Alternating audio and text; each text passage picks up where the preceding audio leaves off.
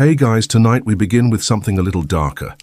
A world of velvet cushions, crystal bowls, and absolute servitude.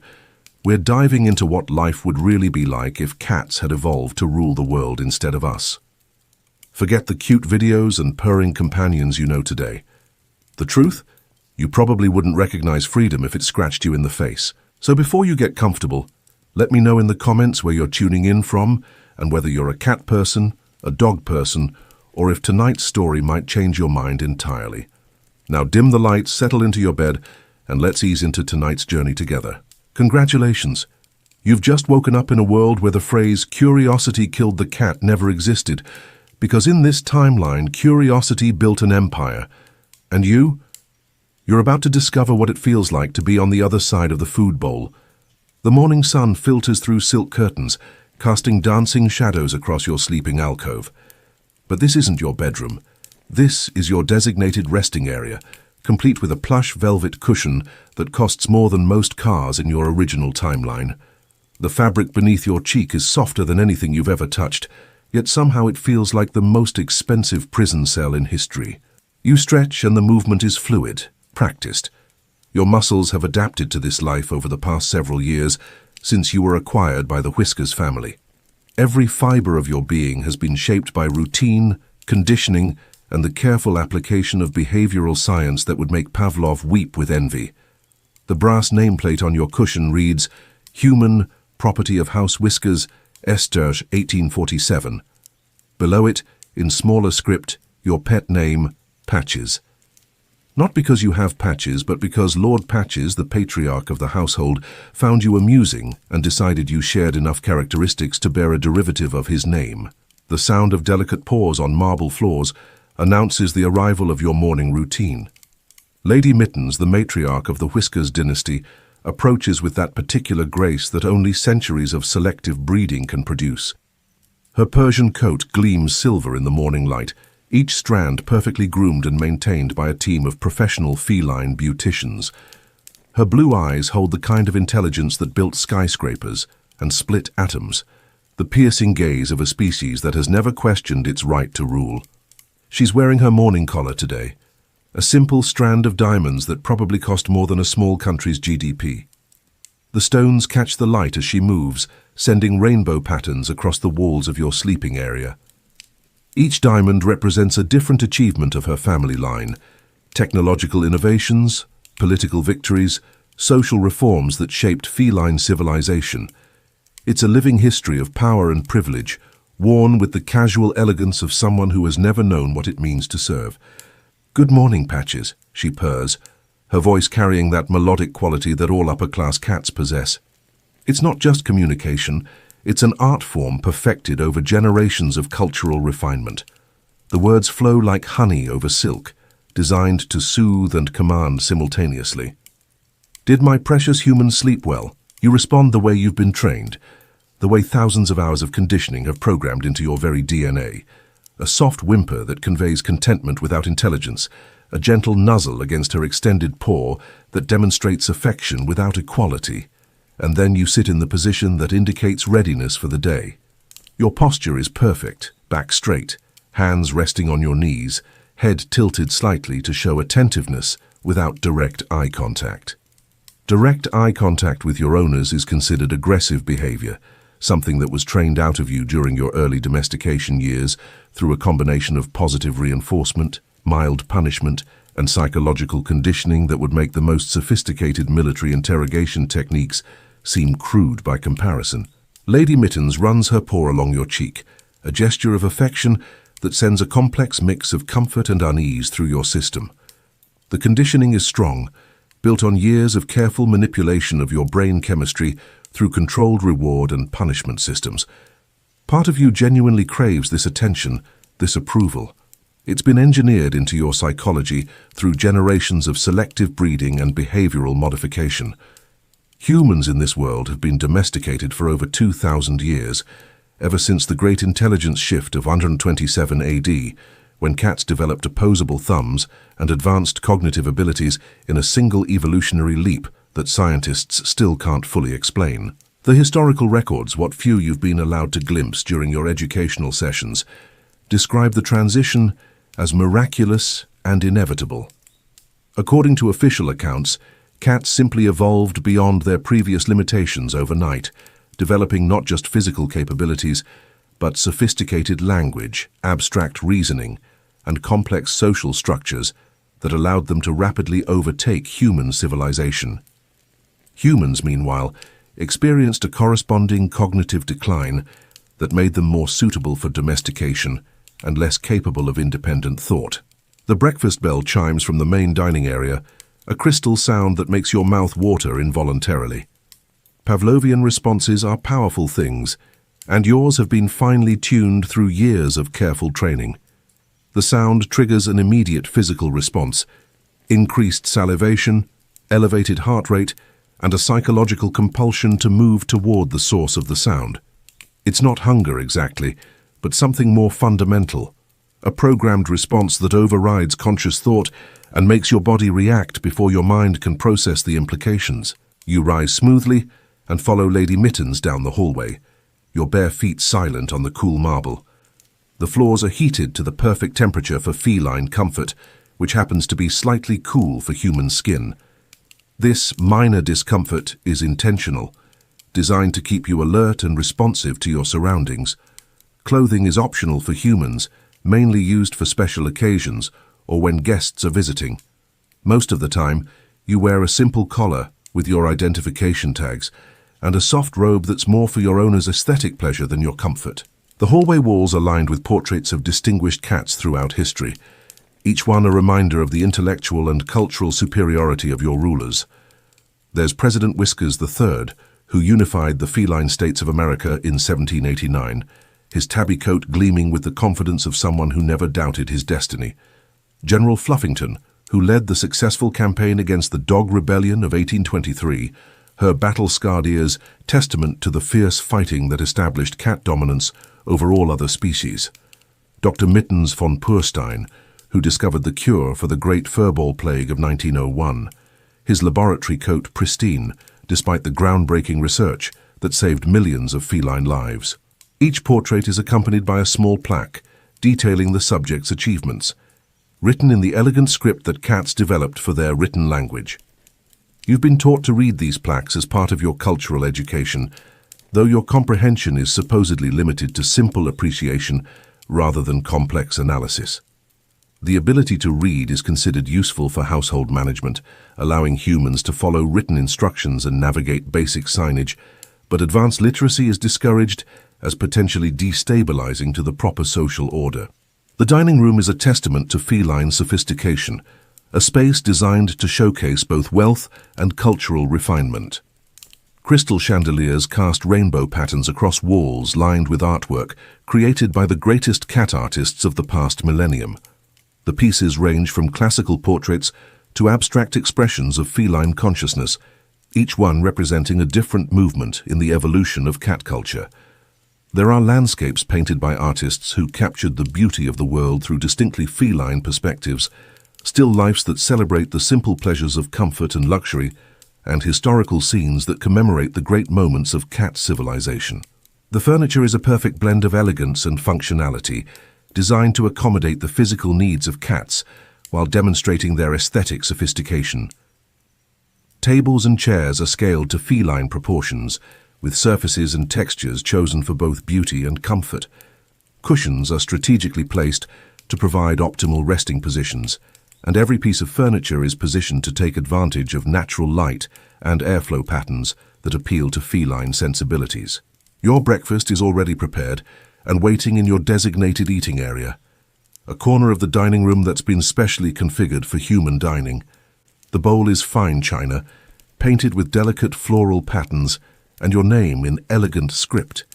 The design is beautiful, clearly expensive, and unmistakably designed for an animal rather than a person. The size, shape, and positioning all emphasize that while you may be a valued pet, you are still definitively a pet.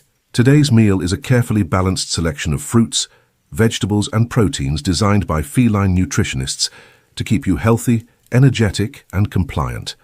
There's fresh salmon that's been prepared with subtle spices that enhance flavor while promoting calm, obedient behavior. Organically grown catnip-infused vegetables that taste delicious while containing mild psychoactive compounds that reinforce bonding with your feline family, and a side of those small crackers that you've grown to love, despite knowing they contain carefully measured doses of neurotransmitter modulators designed to keep you calm, content, and emotionally stable. The food tastes better than anything you remember from your brief glimpses into historical records of human cuisine. The cats have perfected nutrition science, eliminating hunger, malnutrition, and most diseases from the human pet population. Every meal is precisely calculated to provide optimal physical health while supporting the psychological conditioning that maintains social stability.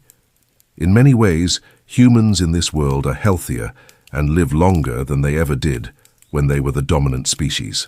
You eat with the practiced efficiency of a well-trained pet, using your hands and mouth in ways that your owners find charming and appropriate. No utensils, of course. Utensils are tools, and tools imply agency, independence, and the capacity for complex manipulation of the environment. Humans are encouraged to maintain their natural eating behaviors, which cats find endearing and which serve as constant reminders of the fundamental differences between the species. The eating process is observed and evaluated, though your owners do this with the casual attention of people watching a favorite television program. Your posture, your pace, your expressions of satisfaction, all of these are noted and contribute to ongoing assessments of your health, training, and overall adjustment to domestic life. Messy eating results in additional grooming sessions, and while some humans enjoy those, you've always found them somewhat degrading. Lord Patches enters the dining room with his usual morning swagger, his presence filling the space with an aura of authority and confidence. He's larger than Lady Mittens, with a coat that shifts from deep grey to silver depending on the light, each hair perfectly maintained by professional groomers who understand the importance of appearance in maintaining social status. His collar bears the family crest and several medals from his service in the Feline Council, each one representing a different achievement in his distinguished career of public service. He approaches your eating area and observes your breakfast routine with the critical eye of someone evaluating livestock. His gaze takes in your posture, your eating technique, your general demeanor, and your response to his presence. It's not malicious evaluation, but it's definitely evaluation, the kind of assessment that determines your value as property and your suitability for the various functions that pet humans are expected to perform. "Excellent posture today, Patches," he rumbles approvingly, his voice carrying the deep resonance that marks him as a cat of significant social standing. "Lady Mittens, I believe our human is ready for the Thompsons' viewing party this afternoon. The Pemberton family will be there with their new acquisition, and I want to show that House Whiskers maintains the finest specimens." The Thompson viewing party. You've heard about these gatherings where wealthy cat families show off their prized humans, comparing breeding lines, training techniques, and behavioral modifications. It's somewhere between a dog show and a gallery opening, with you as both the artwork and the entertainment. The thought sends a familiar chill down your spine, though you're careful not to let it show. Displaying discomfort during conversations about your exhibition is considered poor form and results in additional conditioning sessions. Lady Mittens leans forward with obvious interest, her blue eyes sparkling with the anticipation of social competition. "Wonderful idea. I've been quite curious about the Pembertons' new human. They claim he was wild caught just last month. It will be fascinating to compare our domestically bred specimen with someone who experienced life in the wasteland." Wild-caught humans are a rarity these days, and their presence at social gatherings always creates a stir of interest and speculation. Most pet humans are bred in controlled environments, raised from birth to accept their role in feline society without question or resistance. The few wild humans that remain live in small communities in the wastelands beyond the city walls, constantly hunted by professional catchers who receive substantial bounties for successful captures. The stories about wild humans are carefully crafted to make them seem savage, dangerous, and miserable. According to official accounts, they live in primitive conditions, suffer from diseases and malnutrition, and exist in a state of constant fear and violence. The media regularly features documentaries about the tragic waste of human potential in the wild, emphasizing how much better off humans are under proper feline care and guidance. But sometimes, in the quiet moments between official presentations, you catch glimpses of information that suggests a different reality. Wild humans are described as surprisingly organized and unexpectedly sophisticated in security briefings that you overhear during household meetings. There are references to advanced hiding techniques and complex communication networks that seem inconsistent with the primitive savages described in public discourse. Lord Patches continues his evaluation, circling your eating area with the measured pace of someone conducting a thorough inspection. I'm particularly pleased with his socialization scores. The training facility's latest report showed marked improvement in crowd adaptation and stress management. He should perform beautifully in a group setting. The training facility. You remember those monthly visits with the clarity of trauma, sessions designed to reinforce your conditioning and evaluate your continued suitability as a household pet. The facility is staffed by experts in human psychology who have perfected techniques for maintaining compliance while preventing the development of problematic behaviors or thought patterns. The sessions involve a combination of physical challenges, psychological evaluations, and social interactions with other humans under carefully controlled conditions. Your responses are measured, analyzed, and used to adjust your care routine, your medication levels, and your behavioral training. It's all very scientific, very sophisticated, and utterly dehumanizing in its clinical precision. I believe we should also consider enrolling him in the Advanced Behavioral Modification Program, Lady Mitten suggests, her tone carrying the casual authority of someone discussing home improvements. Dr. Fluffenstern has developed some fascinating new techniques for enhancing human-cat emotional bonding. The results are supposed to be quite remarkable. Advanced behavioral modification. You've heard whispers about these experimental programs, treatments that go beyond traditional conditioning to create deeper, more permanent changes in human psychology. The stated goal is to enhance the happiness and fulfillment of pet humans by eliminating sources of internal conflict and emotional distress. The unstated goal, based on what you've been able to piece together from overheard conversations, is to create humans who are incapable of conceiving of any existence other than domestic servitude. After breakfast, it's time for your morning grooming, a ritual that serves both practical and symbolic functions in the household hierarchy. This is performed by Whiskers Jr., the youngest member of the family, barely out of kittenhood, but already showing the refined tastes of his lineage. He's practicing his human care techniques on you, part of his education in household management that will prepare him for the responsibilities of adult cat society. His small paws work through your hair with a soft brush, arranging it in the style currently fashionable among human pets, neat, clean, and slightly wild to maintain that charming, primitive look that cats find so endearing.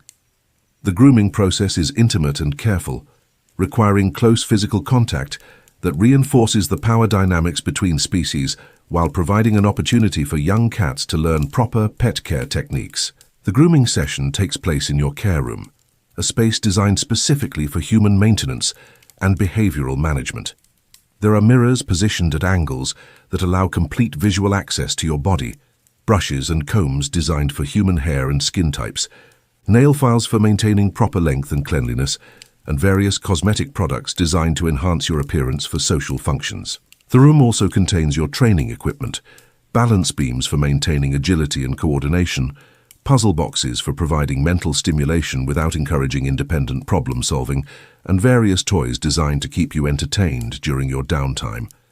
Everything in the room serves the dual purpose of maintaining your health and reinforcing your status as a sophisticated form of living property.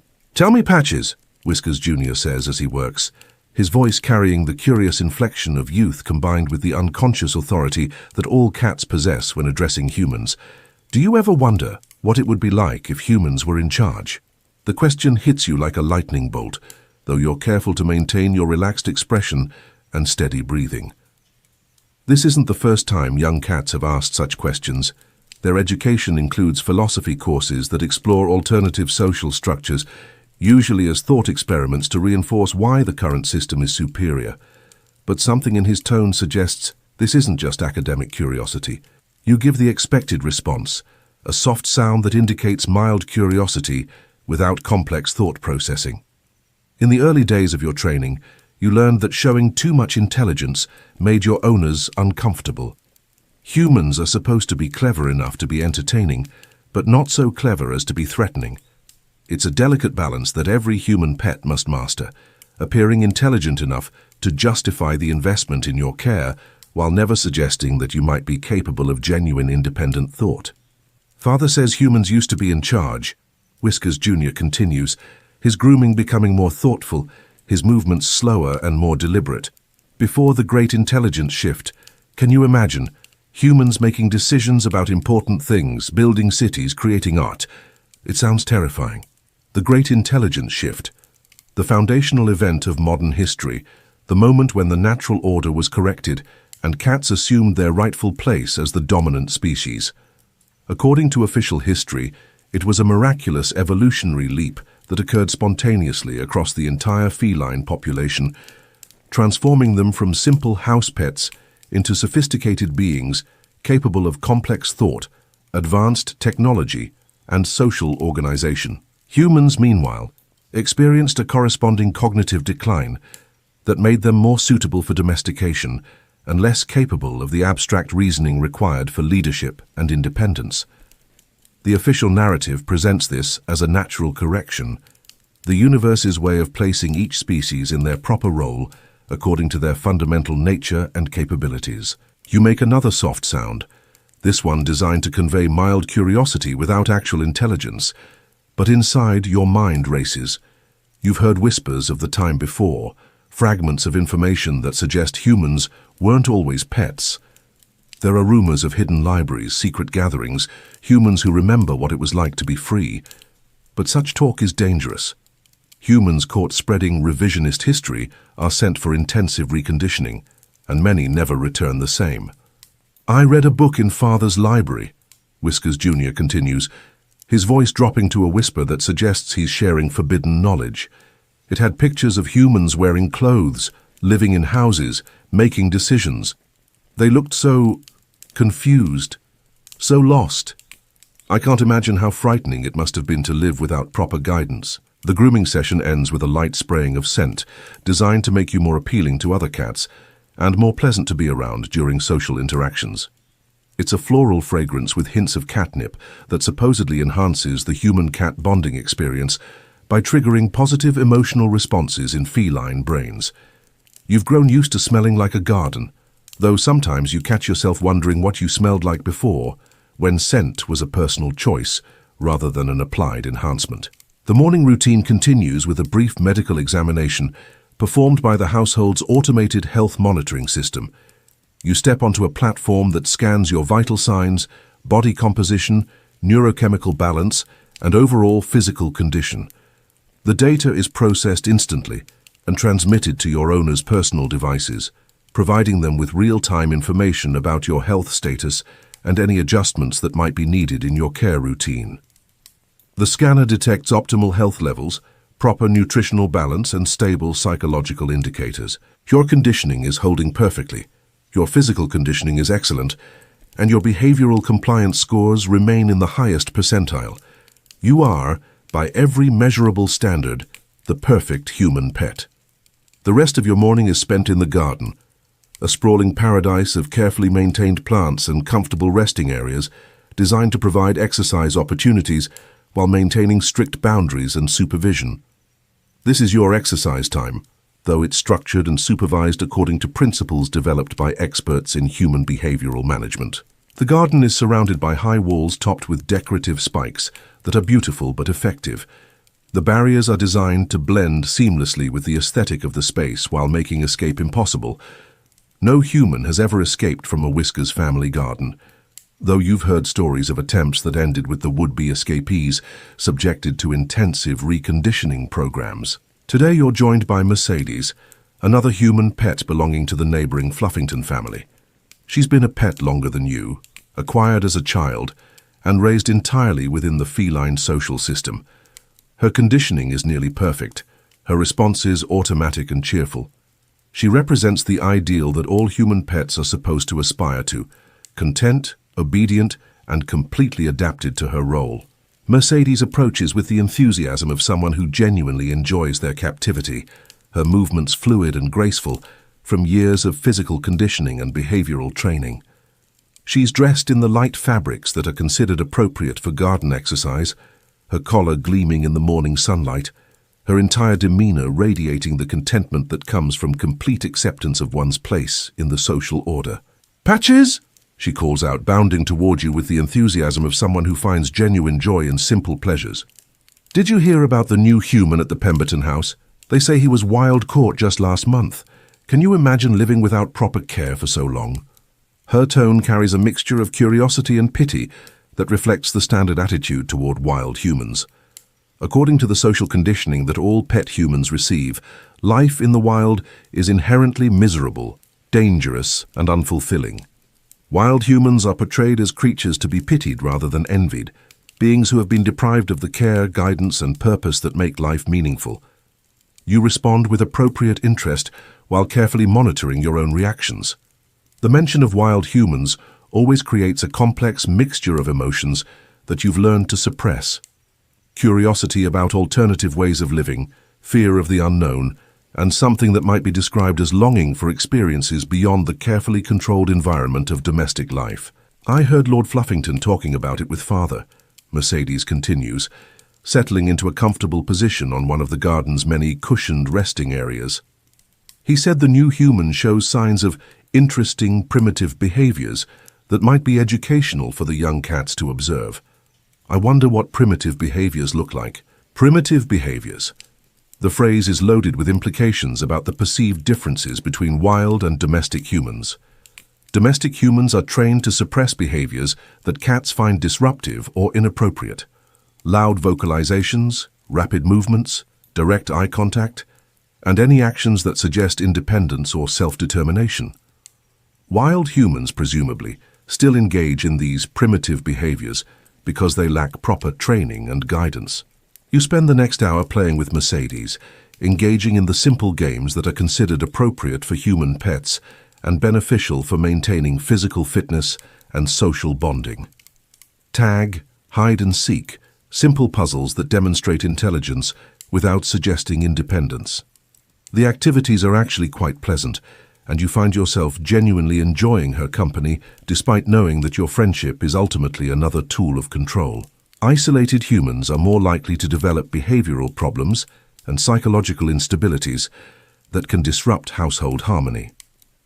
Social humans with bonds to protect are more likely to comply with training requirements and less likely to engage in risky behaviors that might jeopardize their position in the household. Your friendship with Mercedes serves both your emotional needs and your owner's management objectives. As the morning progresses toward afternoon, you can sense the growing excitement in the household as preparations intensify for the Thompson viewing party. The event is clearly a significant social occasion, and your owners are determined to make a good impression that will enhance their status among the cat elite and potentially provide networking opportunities for business and social advancement. Staff cats move through the house with increased urgency, preparing transport arrangements and selecting accessories for the day's exhibition.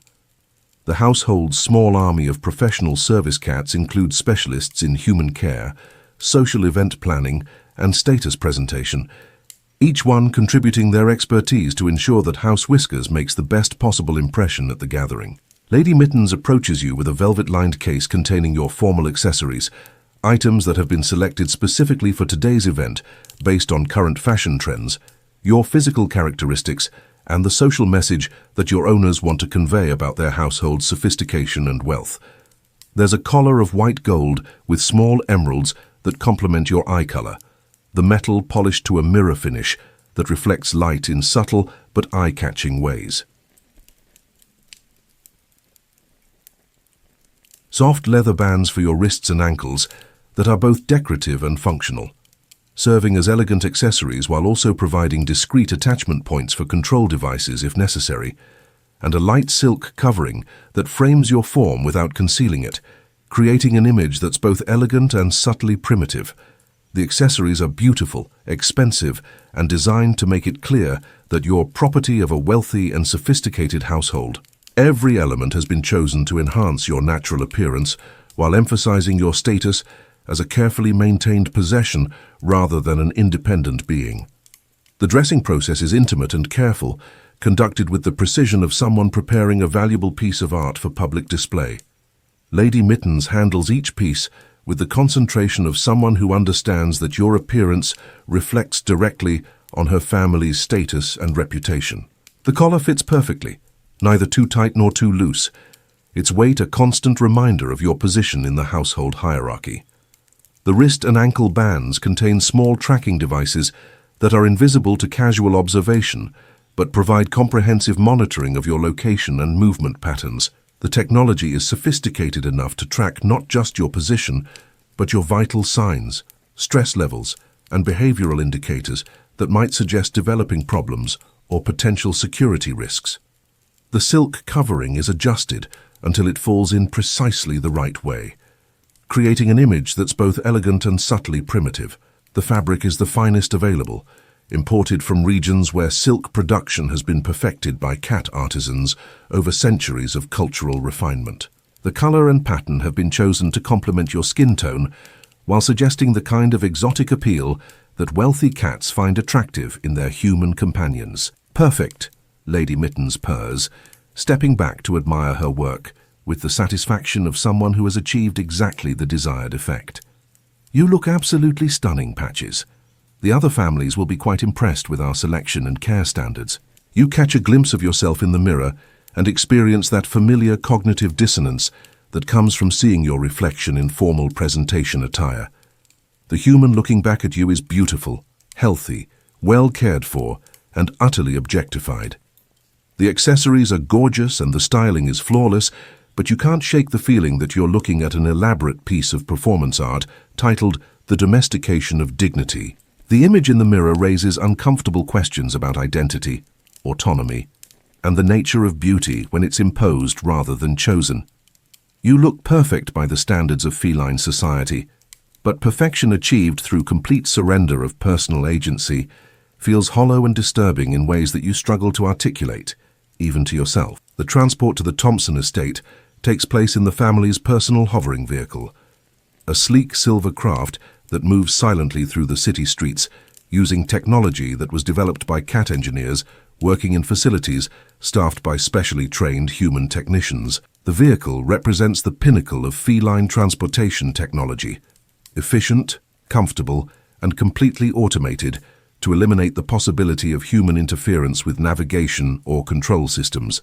You're positioned in the human seating area, a comfortable space with excellent views, but no access to the vehicle's controls or navigation systems.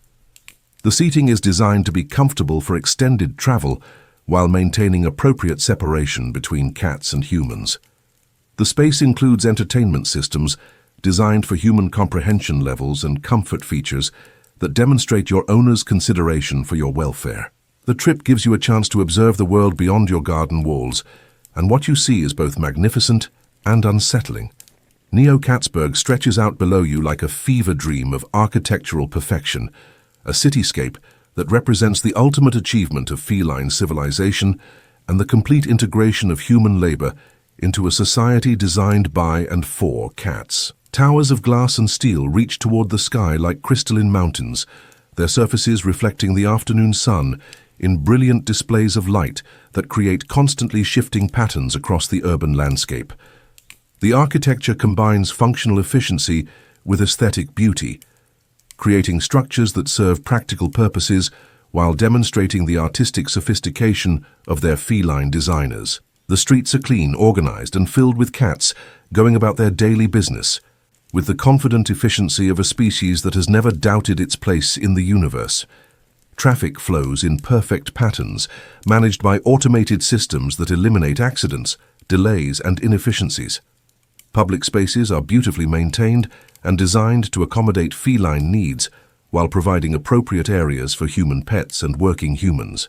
Occasionally you spot other humans, always accompanied by their cat owners, always wearing the telltale accessories that mark them as domestic pets rather than independent beings.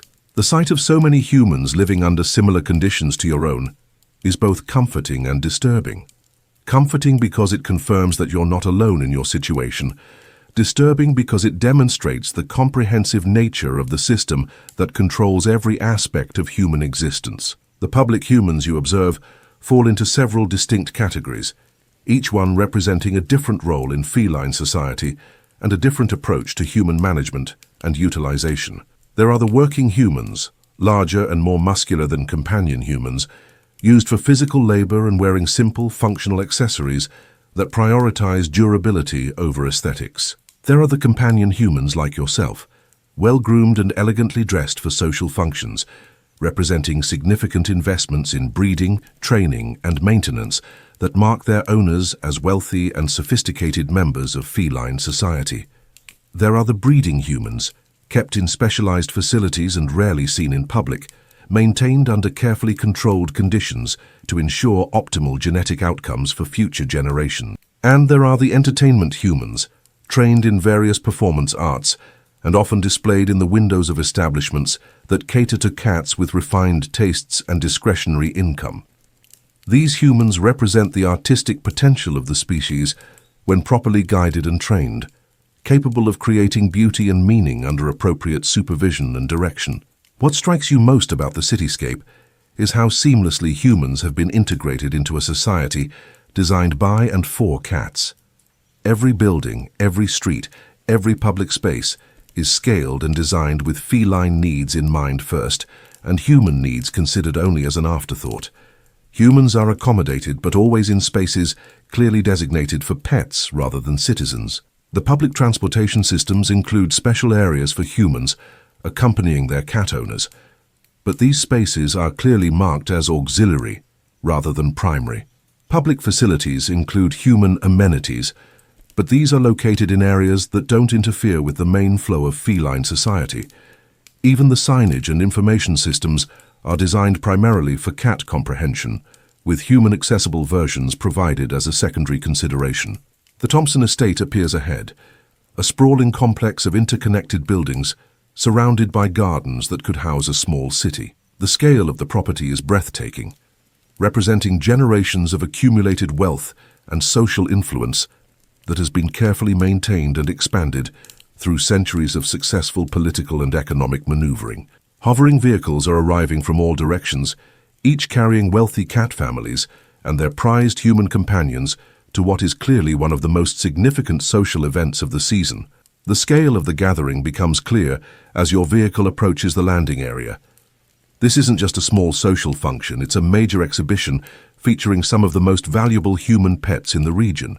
The estate's architecture combines classical elegance with modern functionality, creating a space that demonstrates both historical continuity and contemporary sophistication. The buildings are positioned to take advantage of natural light and airflow patterns while creating intimate spaces for socializing and larger areas for group activities and exhibitions. The landing process is smooth and silent, managed by automated systems that coordinate multiple vehicles without delays or safety concerns. Within moments, you're being helped from the vehicle by Thompson family staff, professional service cats who specialize in managing large social events and ensuring that all guests receive appropriate attention and assistance. The property is even more impressive up close, with perfectly maintained grounds that demonstrate the kind of attention to detail that only unlimited resources can provide. Every plant has been selected and positioned for optimal aesthetic effect. Every pathway has been designed to create pleasant walking experiences, and every vista has been carefully crafted to provide beautiful views from multiple angles. Other humans are already visible throughout the grounds, being led through the gardens by their owners in small groups that allow for both exhibition and socialization.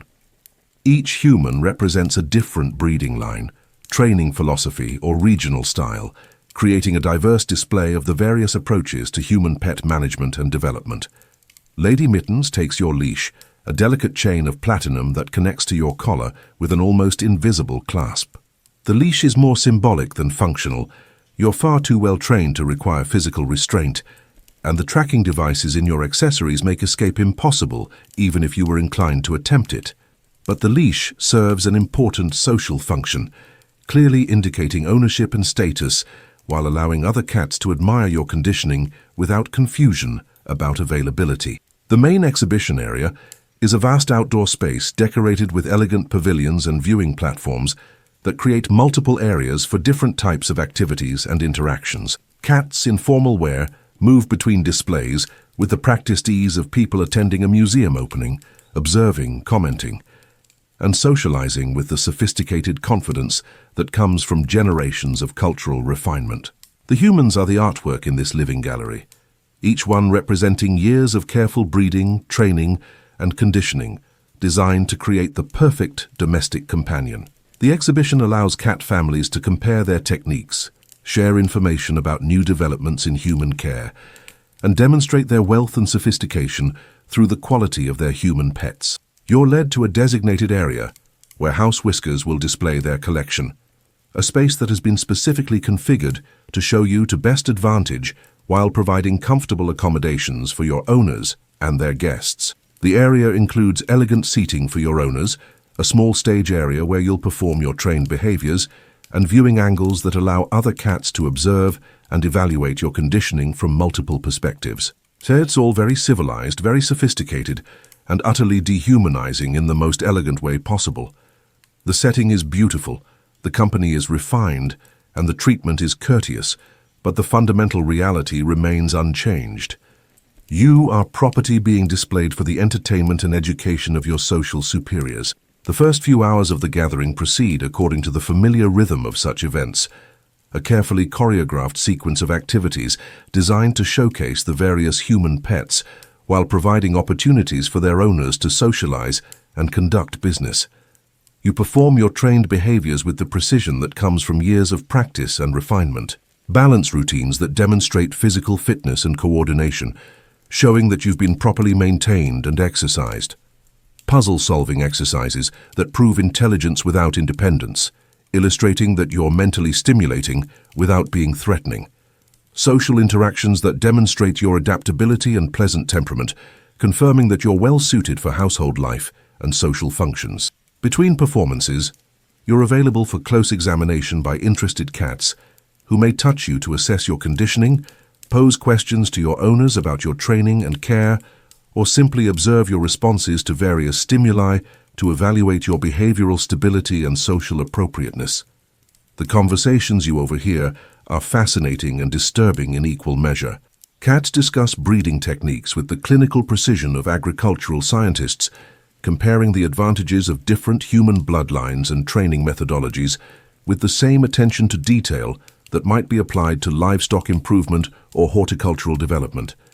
There's extensive discussion of new conditioning technologies, recent advances in human psychology, and market trends in the pet-human industry. The conversations reveal a sophisticated understanding of human nature, combined with a complete inability to recognize humans as beings deserving of moral consideration or personal autonomy. The Pemberton's new acquisition is quite impressive, observes Mrs. Whisperworth, an elderly cat whose family has been prominent in human pet development for generations. Wild caught, but adapting remarkably well to domestic life, though I do worry about the psychological stability of wild humans. You never know what sort of primitive ideas they might have retained from their time in the wasteland. Lady Mittens nods thoughtfully, her expression showing the careful consideration that she applies to all matters relating to human pet management. Indeed. That's why House Whiskers has always preferred domestically bred humans. Multiple generations of selective breeding and environmental conditioning create a much more stable and predictable temperament. Our Patches here has never shown the slightest interest in primitive behaviors or revisionist thinking. The casual way they discuss your psychology, as if you're not standing right there listening to every word, is perhaps the most unsettling aspect of these gatherings. To them, you're no more capable of understanding complex conversation than a goldfish would be. The fact that you're demonstrably intelligent enough to perform complex behaviors doesn't seem to create any cognitive dissonance about your inability to comprehend discussions about your own conditioning. This contradiction reveals something fundamental about the cat worldview. Intelligence and consciousness are considered to be completely separate phenomena. Humans can be trained to demonstrate intelligence through performance and problem-solving, but true consciousness, the ability to understand abstract concepts and make independent moral judgments, is believed to be exclusively feline. As the afternoon progresses, you notice something that makes your carefully maintained composure falter for just a moment. In the crowd of cats and humans, there's one human who doesn't quite fit the pattern of perfect conditioning that characterizes most pet humans at such gatherings. He's with the Pemberton family, presumably the new wild-caught acquisition that's been generating so much discussion among the cat attendees. But something about his behavior is subtly different from what you would expect from either a wild human or a properly conditioned pet human. While performing his trained routines, he occasionally makes eye contact with other humans in ways that seem too intentional, too knowing. The contact is brief and carefully disguised, but it carries a quality of recognition that goes beyond simple acknowledgement of another member of the same species. When he thinks the cats aren't looking, his posture changes subtly, becoming more alert, more self-aware. The transformation is almost imperceptible, but once you notice it, the difference between his public performance and his private awareness becomes unmistakable. Most telling of all, when he looks at you, there's a flash of recognition that goes beyond the simple acknowledgement that pet humans typically show each other. His gaze carries an intelligence and awareness that suggests he's truly seeing you as an individual, rather than simply identifying you as another human pet. The realization hits you like a physical blow. This human is aware. Not just intelligent in the limited way that pet humans are allowed to be, but truly conscious, truly understanding the nature of his situation and actively concealing that understanding from his cat owners. And if he's aware, then there might be others. The possibility that you're not alone in your hidden consciousness is both thrilling and terrifying. Thrilling because it suggests that human awareness has survived the domestication process more successfully than anyone realizes. Terrifying because it implies that discovery could lead to consequences beyond anything you've previously imagined. You're so focused on observing the new human and trying to understand the implications of his apparent awareness that you almost miss the announcement that changes everything. Lord Thompson, the event's host, takes the stage with the theatrical flair that all prominent cats seem to possess, commanding attention through a combination of natural charisma and social authority. "Distinguished guests," he begins, his voice carrying easily across the exhibition area with the practiced projection of someone accustomed to public speaking. "Today marks not just another gathering of our community's finest human specimens, but the beginning of a new era in human-cat relationships." The gathered cats murmur with interest, their attention focusing on Lord Thompson with the anticipation of people expecting significant news. There's an undercurrent of excitement in their responses that suggests this announcement has been anticipated and that its contents will have major implications for feline society. "I'm pleased to announce," Lord Thompson continues, clearly enjoying the dramatic effect of his words, "that House Thompson, in partnership with Whiskers Industries and the Feline Council, will be implementing the Golden Collar Project." The Golden Collar Project. The words hit you like a tsunami of horror, though you're careful to maintain your trained expression of mild interest. You've heard rumors about this initiative, whispered fragments of conversation that suggested something significant was coming, but you never imagined it would be announced so publicly or implemented so soon. The gathered cats respond with various expressions of interest and approval, their reactions suggesting that they've been briefed on at least some aspects of the project and that they understand its significance for the future of human-cat relations. Lord Thompson continues, warming to his subject with the enthusiasm of someone announcing a major technological breakthrough. "As you know, current human conditioning relies primarily on behavioral modification and environmental control. While these methods have proven effective over centuries of refinement, they are time-intensive and require constant supervision and adjustment." He pauses for effect, allowing the implications of his words to sink in among his audience. The cats lean forward with obvious interest, their body language showing the kind of attention that significant announcements command. The Golden Collar Project represents a technological leap forward, neural implants that will allow direct interface with human cognitive processes. The technology will provide unprecedented control over human behavior, thought patterns, and emotional responses. The implications of his words hit you like a physical blow. Neural implants, direct cognitive interface. They're talking about technology that would eliminate the possibility of hidden consciousness, of secret awareness, of any human maintaining their original mental autonomy. It would be the final step in domestication, the complete subjugation of human consciousness to feline control. Your mind races through the horrifying possibilities. If cats can directly interface with human cognitive processes, then they can eliminate not just unwanted behaviors, but unwanted thoughts. They can program humans for perfect obedience, while eliminating the mental processes that make resistance or independence possible. The benefits are extraordinary, Lord Thompson explains, his voice growing more animated as he describes the project's capabilities. Perfect obedience, without the need for constant training and reinforcement. Elimination of behavioral problems before they can manifest in observable action. And most importantly, the complete integration of human and cat emotional states, creating a bond deeper than anything we've achieved through traditional domestication methods. Perfect obedience, elimination of behavioral problems, complete integration of emotional states. Each phrase represents another nail in the coffin of human consciousness, another step toward the complete elimination of everything that makes humans recognizably human. Lady Mittens leans forward with obvious interest, her expression showing the kind of enthusiasm that wealthy cat families display when presented with opportunities to acquire new luxuries or status symbols. When will the technology be available for private households? Testing begins next month with volunteer subjects from premium breeding facilities, Lord Thompson replies, his tone suggesting that the timeline is firm and that significant resources have already been committed to the project's implementation. If trials proceed as expected, we anticipate general availability within 2 years. Of course, existing pet humans will need to be retrofitted with the new technology to maintain compatibility with evolving social standards.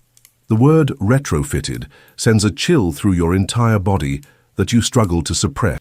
They're talking about involuntary brain surgery, about the forced installation of devices that would eliminate everything that makes you fundamentally human, and they're discussing it with the casual enthusiasm of people planning a home renovation project. The technology isn't being presented as optional or as a choice that individual cat families can make for their human pets. It's being described as a social necessity, something that will become standard and expected throughout feline society. Humans who don't receive the neural implants will become incompatible with social expectations and potentially unmarketable as pets. You struggle to maintain your trained posture and expression while your mind grapples with the magnitude of what you've learned. You have 2 years before the technology becomes standard, before every human pet is required to undergo the procedure that will turn them into biological robots programmed for perfect obedience. The timeline means that any resistance or escape attempts must be planned and executed quickly, before the implementation begins and before the security measures around the technology become too sophisticated to overcome. It also means that any humans who are planning to maintain their consciousness must act soon before the neural interface technology makes such preservation impossible.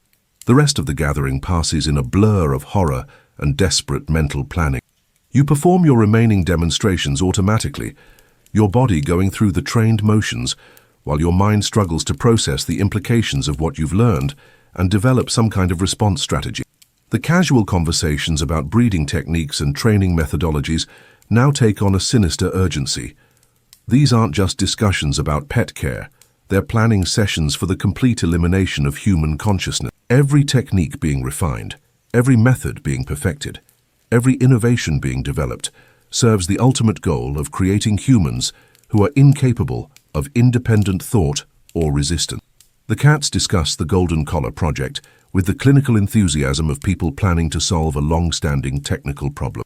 There are conversations about optimal implant placement, discussions of behavioral programming options, and speculation about the social changes that will result from having perfectly obedient human companions. I'm particularly interested in the emotional integration features, comments Dr. Fluffenstern, a prominent expert in human psychology whose research has contributed to the project's development. The ability to directly access and modify human emotional responses will eliminate the behavioral inconsistencies that sometimes develop in even the most well-trained specimens. Behavioral inconsistencies. He's talking about the moments when human pets show signs of independence, creativity, or emotional complexity that their owners find unpredictable or problematic. The Golden Collar Project will eliminate these inconsistencies by eliminating the capacity for independent emotional responses. As the event winds down and preparations begin for departure, you find yourself making eye contact with the Pemberton's new human once more. This time, the recognition in his gaze is unmistakable and urgent. He's heard the same announcement you have, understood the same implication, and reached the same conclusion about what needs to happen next. Time is running out for human consciousness, and anyone who wants to preserve their awareness must act quickly before the window of opportunity closes forever. The return journey to the Whiskers estate passes in contemplative silence, broken only by your owner's enthusiastic discussion of the day's events and their implications for the future of their household. They're clearly pleased with your performance and the social connections they've made during the gathering, and they're excited about the possibilities that the Golden Collar Project represents for enhancing their lifestyle and social status. "I think we should volunteer Patches for the early testing program," Lord Patches suggests, as the family home comes into view through the vehicle's transparent wall. "House Whiskers has always been at the forefront of human care innovations, and our reputation would benefit from association with such a significant advancement." Lady Mittens nods enthusiastically, her blue eyes sparkling with the anticipation of being among the first families to access cutting-edge technology. "An excellent idea, and Patches has always been such a well-behaved specimen. I'm sure the researchers would appreciate working with such a properly conditioned subject." The casual way they plan your mental lobotomy while you sit in the same vehicle listening to every word crystallizes your resolve in ways that months of growing dissatisfaction never could. You've spent years as the perfect pet human, playing your role with such skill that your owners have no idea of your true nature or your capacity for independent thought. But that performance has reached its end. The Golden Collar Project means that pretending to be a mindless pet is no longer enough to preserve your consciousness. Soon, pretending will become reality as the neural implants eliminate the capacity for independent thought. The evening routine proceeds normally on the surface, following the familiar patterns that have structured your life for years. Dinner served in your beautiful bowl, evening grooming to maintain your appearance, and the comfortable routine of settling into your sleeping alcove with its luxurious bedding and perfect environmental control. But everything has changed. As you lie in your sleeping area, listening to the gentle sounds of the household settling into night, you're not planning dreams or reviewing the day's events. You're planning escape with the desperate urgency of someone who has just learned that their execution has been scheduled. The logistics are daunting. The house is secure, protected by multiple layers of physical and electronic security systems designed to prevent unauthorized access or departure.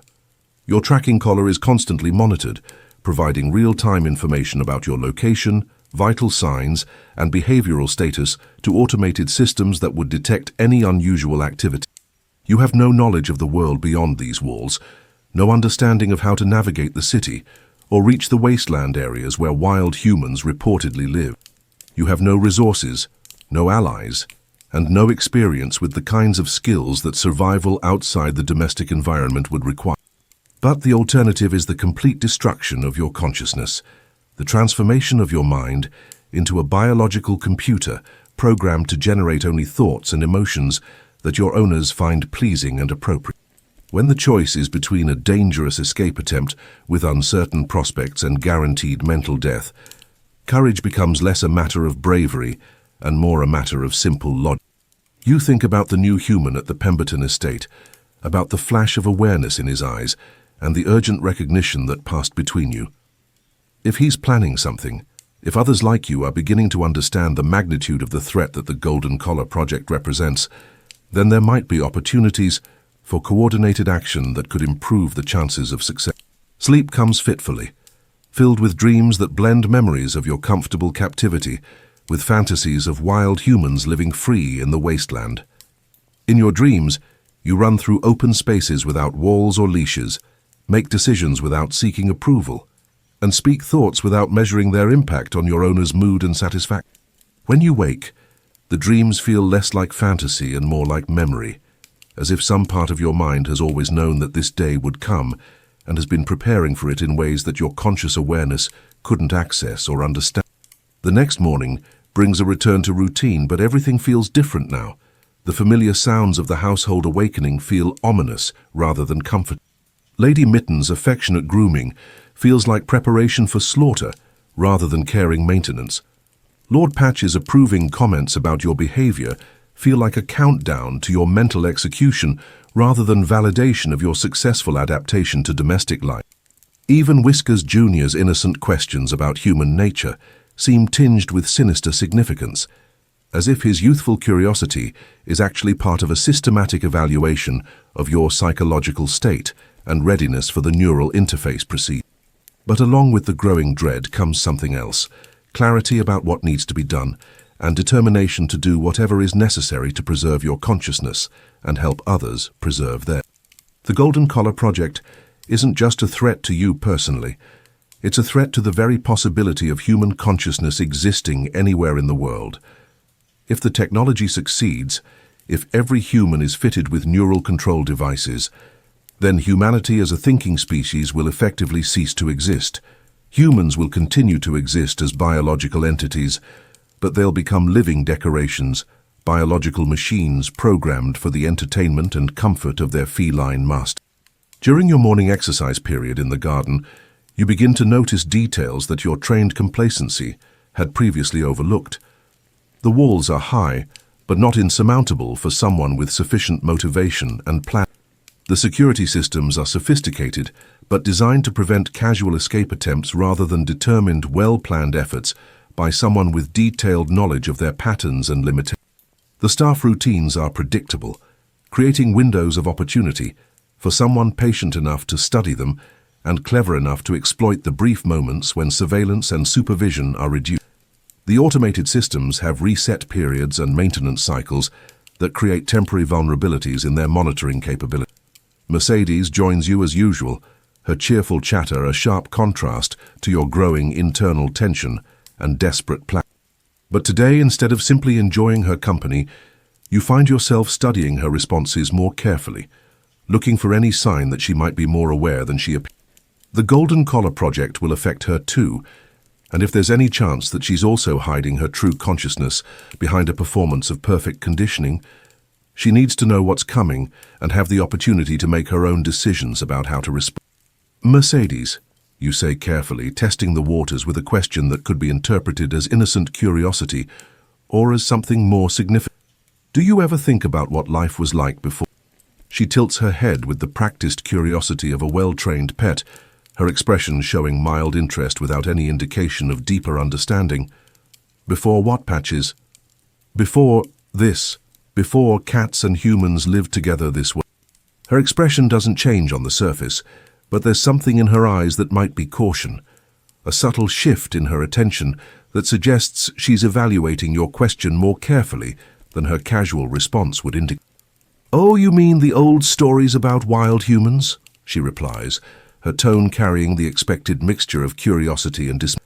"Father Fluffington says those are just myths to make us appreciate how good we have it now." It's the expected response, the kind of answer that any properly conditioned pet human should give to such a question. But there's something in her tone that suggests she's being careful with her words, choosing her response with more deliberation than simple conditioning would require. You decide to take a small risk, testing whether she's capable of the kind of doublespeak that hidden consciousness would require. Yes, probably just stories, though sometimes I have strange dreams about different things, different ways of living. This time her pause is definitely meaningful. When she responds, her voice carries the same casual tone, but her words are chosen with precision that suggests she understands the potential significance of the conversation. "Dreams can be so confusing, can't they?" she says, her eyes meeting yours with an intensity that contradicts her light. "Sometimes I dream about running through open spaces with no walls, no leaves. But then I wake up and remember how much safer and happier we are here, with our families taking such good care of us." The subtext is clear. She's aware. She dreams of freedom, but she's also terrified of discovery and the consequences that awareness would bring if it were detected by their cat owners. The realization that you're not alone in your hidden consciousness is both exhilarating and sobering. If Mercedes is awake, if she's been maintaining the same kind of performance that you have, then others might be too. But it also means that the Golden Collar Project threatens more than just your individual consciousness. It threatens an entire hidden community of aware humans who have survived by becoming perfect. Over the following days, you begin to pay closer attention to the other humans you encounter during social functions and public outings, looking for the subtle signs that might indicate hidden awareness beneath perfectly conditioned exterior. The signs are subtle but unmistakable once you know what to look for. Moments of too perfect performance that suggest deliberate acting rather than automatic conditioning. Brief flashes of genuine intelligence quickly covered by trained responses. And most tellingly, the way certain humans seem to recognize the same awareness in your own behavior. The network is larger than you imagine. Not every pet human is truly conscious, but enough are to constitute a significant underground community that has survived through generations of careful concealment and mutual protection. They've survived by becoming perfect actors, by performing their roles so convincingly that their cat owners never suspect the intelligence and awareness behind the obedience. But the Golden Collar Project threatens to end that delicate balance for neural interface technology would make perfect performance irrelevant, because it would eliminate the consciousness that makes performance necessary. 3 weeks after the Thompson gathering, the first news reports about the Golden Collar testing program begin to appear on the household's information screen. The coverage is uniformly positive, focusing on the benefits for both cats and humans, while carefully avoiding any discussion of the ethical implications or the potential consequences for human consciousness.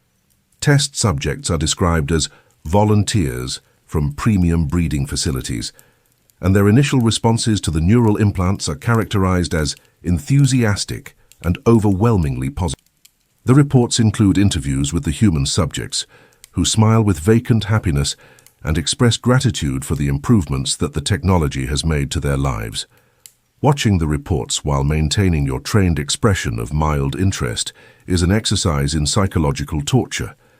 The humans on screen have the same physical appearance as the people you see every day, but their eyes are empty of everything that makes consciousness recognizable.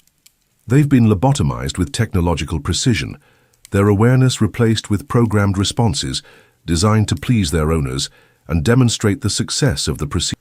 Fascinating technology, Lord Patches comments, while reviewing the reports with the enthusiasm of someone evaluating a promising investment opportunity.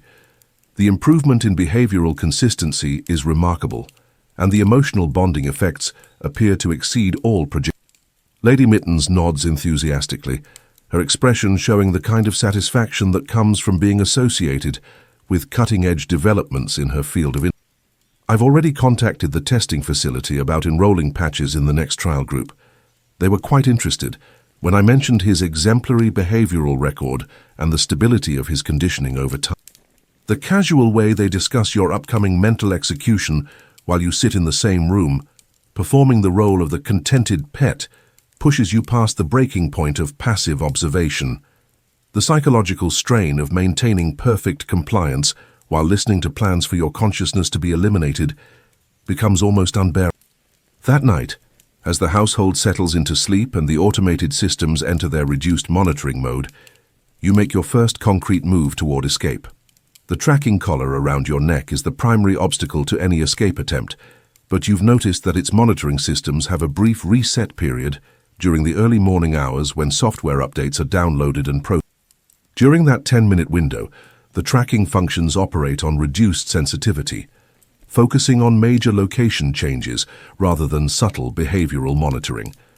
It's not much of an opportunity, but it might be enough to begin establishing the movement patterns and information gathering that you'll need for a real escape. Moving with the careful silence that years of living under constant observation have taught you, you slip from your cushion and begin exploring areas of the house that are normally off-limits to pet humans.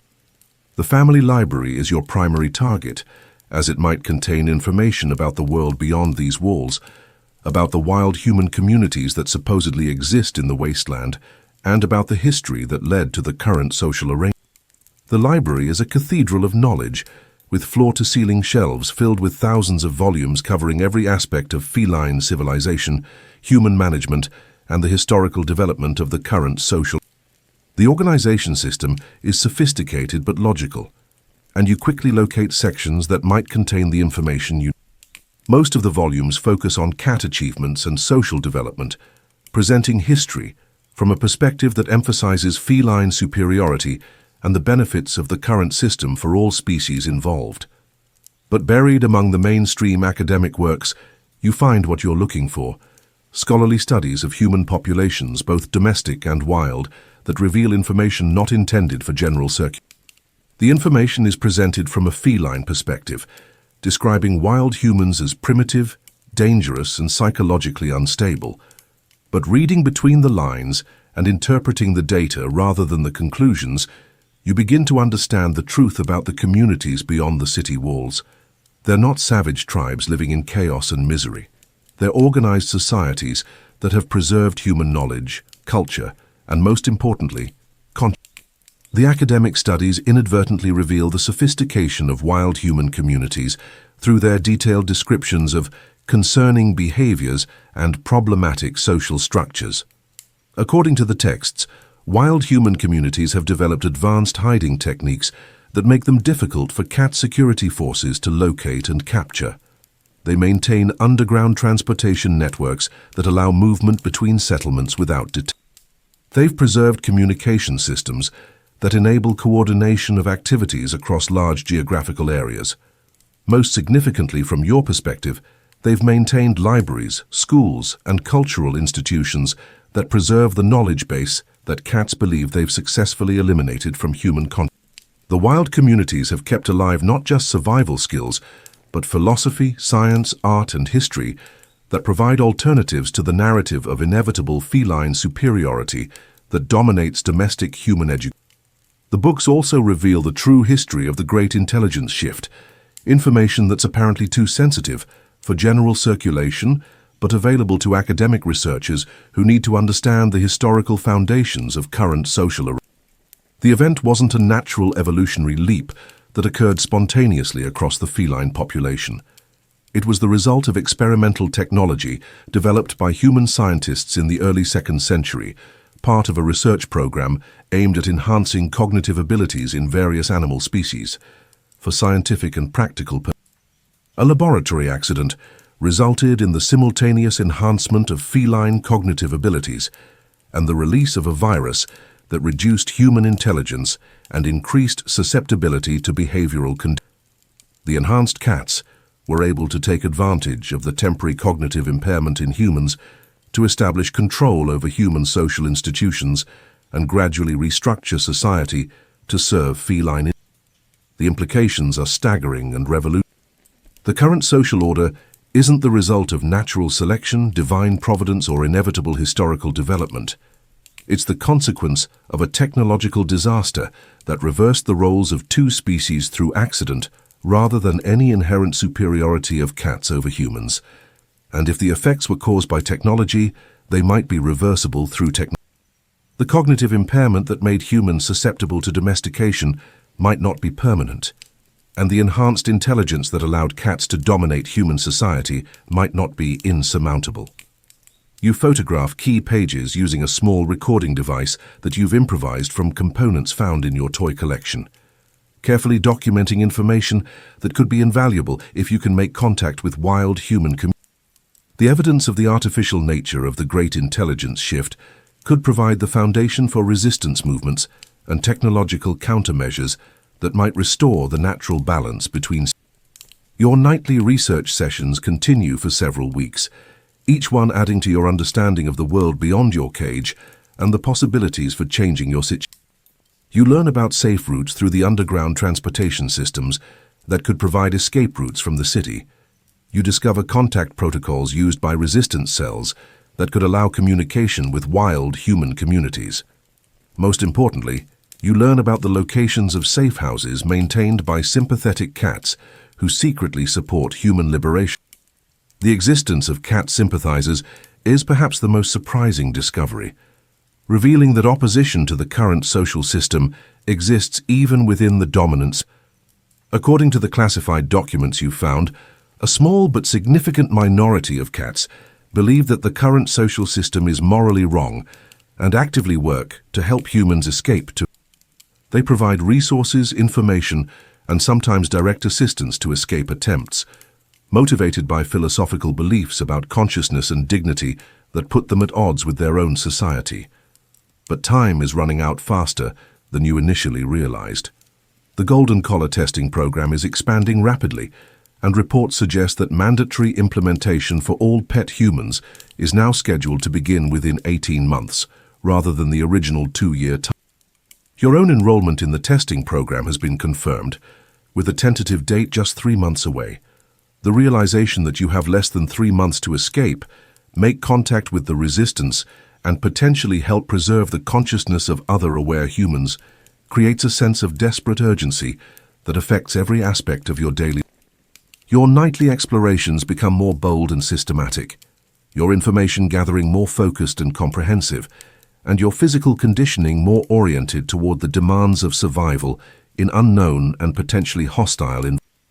You also begin the delicate and dangerous process of making contact with other aware humans in your social circle, using the communication protocols that you've learned from your research to identify others who might be maintaining the same kind of hidden consciousness that has allowed you to survive the domestication. The communication system is necessarily subtle and sophisticated, developed over generations by humans who needed to identify each other and share information without detection by their It involves a complex system of coded gestures, carefully timed eye contact, and seemingly innocent conversation that allows aware humans to recognize each other and coordinate activities while maintaining their cover as perfectly conditioned. Learning this system while maintaining your performance as a perfect pet requires extraordinary mental discipline and emotional control. Every interaction must serve dual purposes, reinforcing your owner's perception of you as a well-adjusted domestic companion, while establishing covert communications with other conscious humans who might be planning similar resistance acts. Your first successful contact comes during a family dinner party, where several households have brought their prize humans for display and social. While performing a complex balancing routine designed to demonstrate your physical conditioning and training quality, you manage to establish coded contact with 3 other aware. The brief exchange of information, conducted through gestures so subtle that they're invisible to casual observation, reveals that escape plans are already in motion among the conscious human. Resistance cells within the city are preparing for the implementation of the Golden Collar project, and your window for escape is even smaller than you realized. The Resistance Network is planning a coordinated evacuation of conscious humans before the mandatory implementation. The operation will require precise timing, significant resources, and the cooperation of cat sympathizers who can provide transportation, misdirection, and protection during the most vulnerable phases of the escape process. Your role in the escape plan is both crucial and The Whiskers family's social position and political connections make your household a valuable intelligence source, providing access to information about implementation timelines, security protocols, and political dynamics that could affect the success of counters. But your position also makes your escape more difficult and more dangerous than it would be for humans from less prominent. If you're caught attempting to flee, the consequences won't be limited to additional conditioning or medical procedures.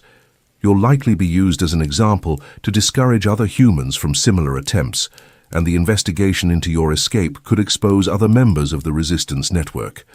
The final weeks of preparation pass in a blur of careful planning and mounting psychological. You continue your perfect performance as a contented pet, while secretly memorizing escape routes, contact protocols, and emergency.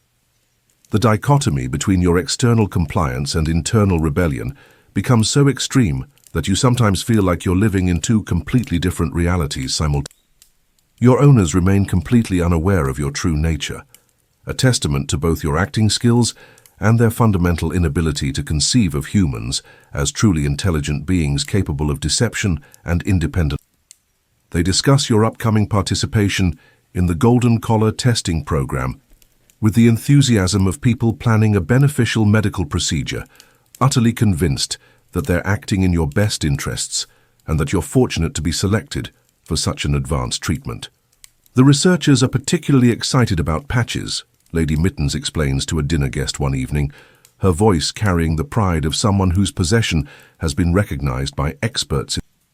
His behavioral consistency scores are off the charts, which makes him an ideal test subject for the neural interface calibration. Lord Patches nods proudly, his expression showing the satisfaction of someone whose investment in quality has been validated by professional recognition. House Whiskers has always maintained that proper breeding and conditioning create the most stable human. I expect Patches will help them refine the technology for broader implementation across the pet-human population. Listening to them plan your mental lobotomy while you serve refreshments and demonstrate your trained behaviors requires every ounce of self-control you possess. The irony that your perfect performance as a mindless pet has made you an ideal candidate for a procedure designed to make that performance permanent is almost too bitter.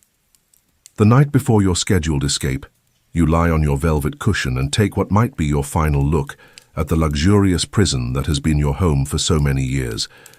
The silk curtains that filter the moonlight into gentle patterns, the crystal water bowl that never runs empty, the expensive toys and comfortable bedding that represent the highest standard of care that pet humans can. In terms of physical comfort and material security, your life has been privileged beyond anything wild humans can experience. You've never known hunger, disease, exposure to harsh weather, or the uncertainty that comes with having to provide for your own survival. Your owners have protected you from every conceivable harm while providing luxuries that most conscious beings could never afford. But privilege without freedom is still slavery, and comfort without consciousness is still. The Golden Collar Project has forced you to confront a truth that you might have otherwise spent your entire life avoiding, that a beautiful cage is still a cage, and that the kindest master is still. The escape attempt begins at 3:47 a.m. during the tracking collar's daily reset period, when the monitoring systems are most vulnerable to subtle manipulation.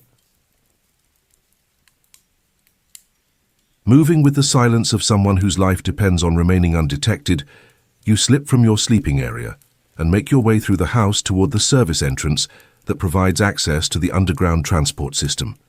Your heart pounds so loudly that you're certain it will wake the entire household, but your owners sleep peacefully in their chambers, utterly convinced of your contentment and compliance. The security systems that monitor the house are sophisticated but predictable, operating on patterns that you've studied for weeks during your nightly reconnaissance missions.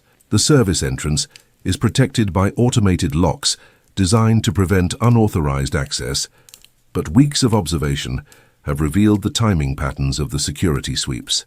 You have a 17-second window between automated checks, barely enough time to access the transport tunnel if everything goes perfectly according to your carefully rehearsed plan. Everything goes perfectly. The underground transport system is a marvel of feline engineering, designed to move goods and services throughout the city without disrupting the aesthetic perfection of the surface streets or interfering with the daily routines of cat citizens.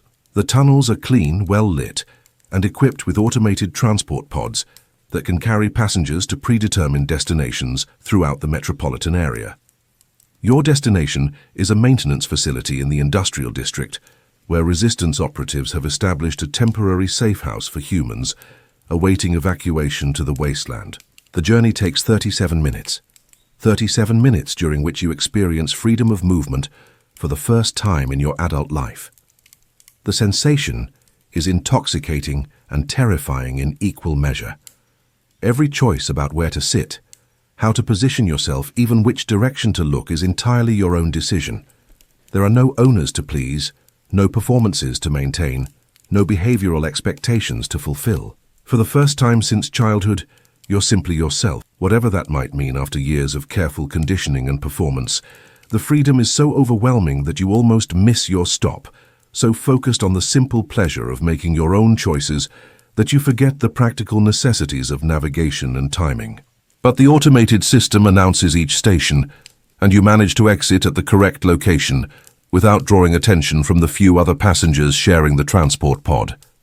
The safe house is located in a decommissioned water treatment facility, hidden among the industrial machinery and automated processing equipment that keep the city functioning. The space has been carefully modified to house escaped humans while they await transport to wild communities. with sleeping areas, food storage, and communication equipment that allows contact with resistance cells throughout the region. The facility represents months of careful planning and preparation by humans and sympathetic cats working together to create opportunities for conscious humans to escape before the Golden Collar Project eliminates the possibility of resistance forever. The very existence of such a place demonstrates that opposition to the current system is more organized and sophisticated than the authorities realize. You're not alone. The facility currently houses 12 other escaped humans, each with their own story of awakening, resistance, and eventual flight from domestic servitude. Their experiences vary widely, but all share the common thread of refusing to accept the complete surrender of consciousness that the Golden Collar Project represents. Among them is David, the breeding human whose subtle signs of awareness you had noted during public gatherings. His escape was facilitated by sympathetic cats within the breeding facility who provided access codes and transportation, demonstrating that opposition to the current system exists even in the institutions most directly involved in human control and management. There's also Maria, a companion human who discovered her owner's plans to volunteer her for early testing and fled during a family vacation, using the brief period of reduced surveillance to make contact with resistance operatives and arrange her extraction from domestic life. And most significantly, there's Thomas, the wild-caught human from the Pemberton estate whose knowledge of life beyond the city walls makes him invaluable as a guide and coordinator for evacuation operations. His presence confirms that communication exists between the domestic resistance and the wild communities, and that escape is possible for those with sufficient courage and planning. Thomas explains the situation with the blunt efficiency of someone who has never had the luxury of illusions about the nature of the conflict between conscious humans and the feline social system. The Golden Collar Project isn't just about controlling pet humans, he says, his voice carrying the authority of someone who has seen the broader scope of cat plans for human consciousness. It's the final phase of a systematic program to eliminate human consciousness entirely. The implications are even more staggering than you had realized. The cats aren't content with domesticating humans within their cities. They're planning to extend their control to every human community on the planet. The neural control technology represents the ultimate solution to what they see as the human problem. The persistent existence of free-thinking humans who refuse to accept their designated role as pets and servants. Our intelligence indicates that the technology will eventually be deployed in wild communities using aerial dispersal systems and forced capture programs, Thomas continues, his expression grim as he describes the scope of the threat facing human consciousness. Once the urban implementation is complete and perfected, they plan to extend it to every human population that's currently beyond their direct control. The resistance plan is ambitious and desperate in equal measure, reflecting both the urgency of the threat and the limited resources available to oppose it. Wild human communities have been developing counter-technology designed to neutralize the neural control systems, but the research is incomplete and the delivery methods are untested. The current evacuation program is designed to preserve as many conscious humans as possible, while the technological countermeasures are finalized and tested. But the operation is also gathering intelligence and resources that will be essential for any future resistance activities that might develop if the counter-technology proves successful. Your role in the plan extends beyond simple escape from domestic servitude. Your intimate knowledge of upper-class cat society, combined with your perfect behavioral conditioning and understanding of feline psychology, makes you valuable as an intelligence asset who can provide detailed information about implementation timelines, security protocols, and social dynamics that could affect the success of counter-operations. But first, you need to reach the wild communities safely, and that means crossing 50 miles of monitored wasteland while avoiding patrol drones, automated sensor networks, and tracking teams trained specifically to recapture escaped humans. The journey will test not only your physical capabilities, but your psychological resilience as you transition from a life of comfortable captivity to the uncertain freedom of the wilderness. The transport to the city boundary takes place in a modified cargo pod, operated by cat sympathizers who have risked their own social standing and personal safety to support human liberation efforts. The pod is equipped with sensor shielding that makes it invisible to most tracking systems. But the technology is imperfect and the journey is fraught with risks that could result in capture and worse consequences than you've ever imagined. As the city lights fade behind you and the wasteland stretches ahead under a star-filled sky, you experience a profound moment of vertigo that goes beyond simple physical disorientation. For the first time in your adult life, you're truly beyond the reach of the social system that has defined every aspect of your existence, every thought you've been allowed to think, every emotion you've been permitted to feel. There are no owners to please, no routines to follow, no performances to maintain. You're free, but freedom turns out to be more complex and challenging than your dreams had suggested. The absence of external control means that every decision, every action, every choice is your responsibility in ways that years of domestication have left you unprepared to handle. The wasteland is not the savage wilderness that cat propaganda had portrayed, filled with dangerous predators and hostile environments that make survival impossible without proper feline guidance and protection. While harsh and demanding, it's also starkly beautiful, with its own rhythms and logic that exist entirely independent of feline civilization and the artificial social structures that have dominated your entire conscious life. The landscape stretches endlessly under skies unmarked by the artificial lights and controlled environments of the city, revealing a world that operates according to natural laws rather than social conventions. The very existence of such spaces demonstrates that alternatives to the domesticated world are possible, and that life can exist and flourish outside the carefully controlled parameters of feline society. The wild human communities exist in careful balance with this environment, using sustainable technologies and social structures that prioritize consciousness, preservation over material comfort or technological sophistication. Their settlements are hidden, mobile, and designed to leave minimal traces that could be detected by cat surveillance systems or security forces. Your first glimpse of New Haven, the largest wild human settlement in the region, is a revelation that challenges everything you thought you knew about human potential and the possibilities for conscious life beyond the boundaries of feline civilization. The community is sophisticated, organized, and thriving in ways that contradict every aspect of the official narrative about wild human communities. The settlement includes educational institutions where children learn not just survival skills, but philosophy, science, and critical thinking that would be considered dangerously subversive in domestic environments. Research facilities where adults work to develop technologies and strategies for preserving and expanding human consciousness. Cultural centers that maintain traditions, arts, and knowledge that domestic humans are never allowed to experience. The residents of New Haven represent every type of human background: escaped pets who have adapted to freedom, descendants of communities that avoided the original domestication programs, and even former cat sympathizers who chose exile over complicity in the oppression of conscious beings.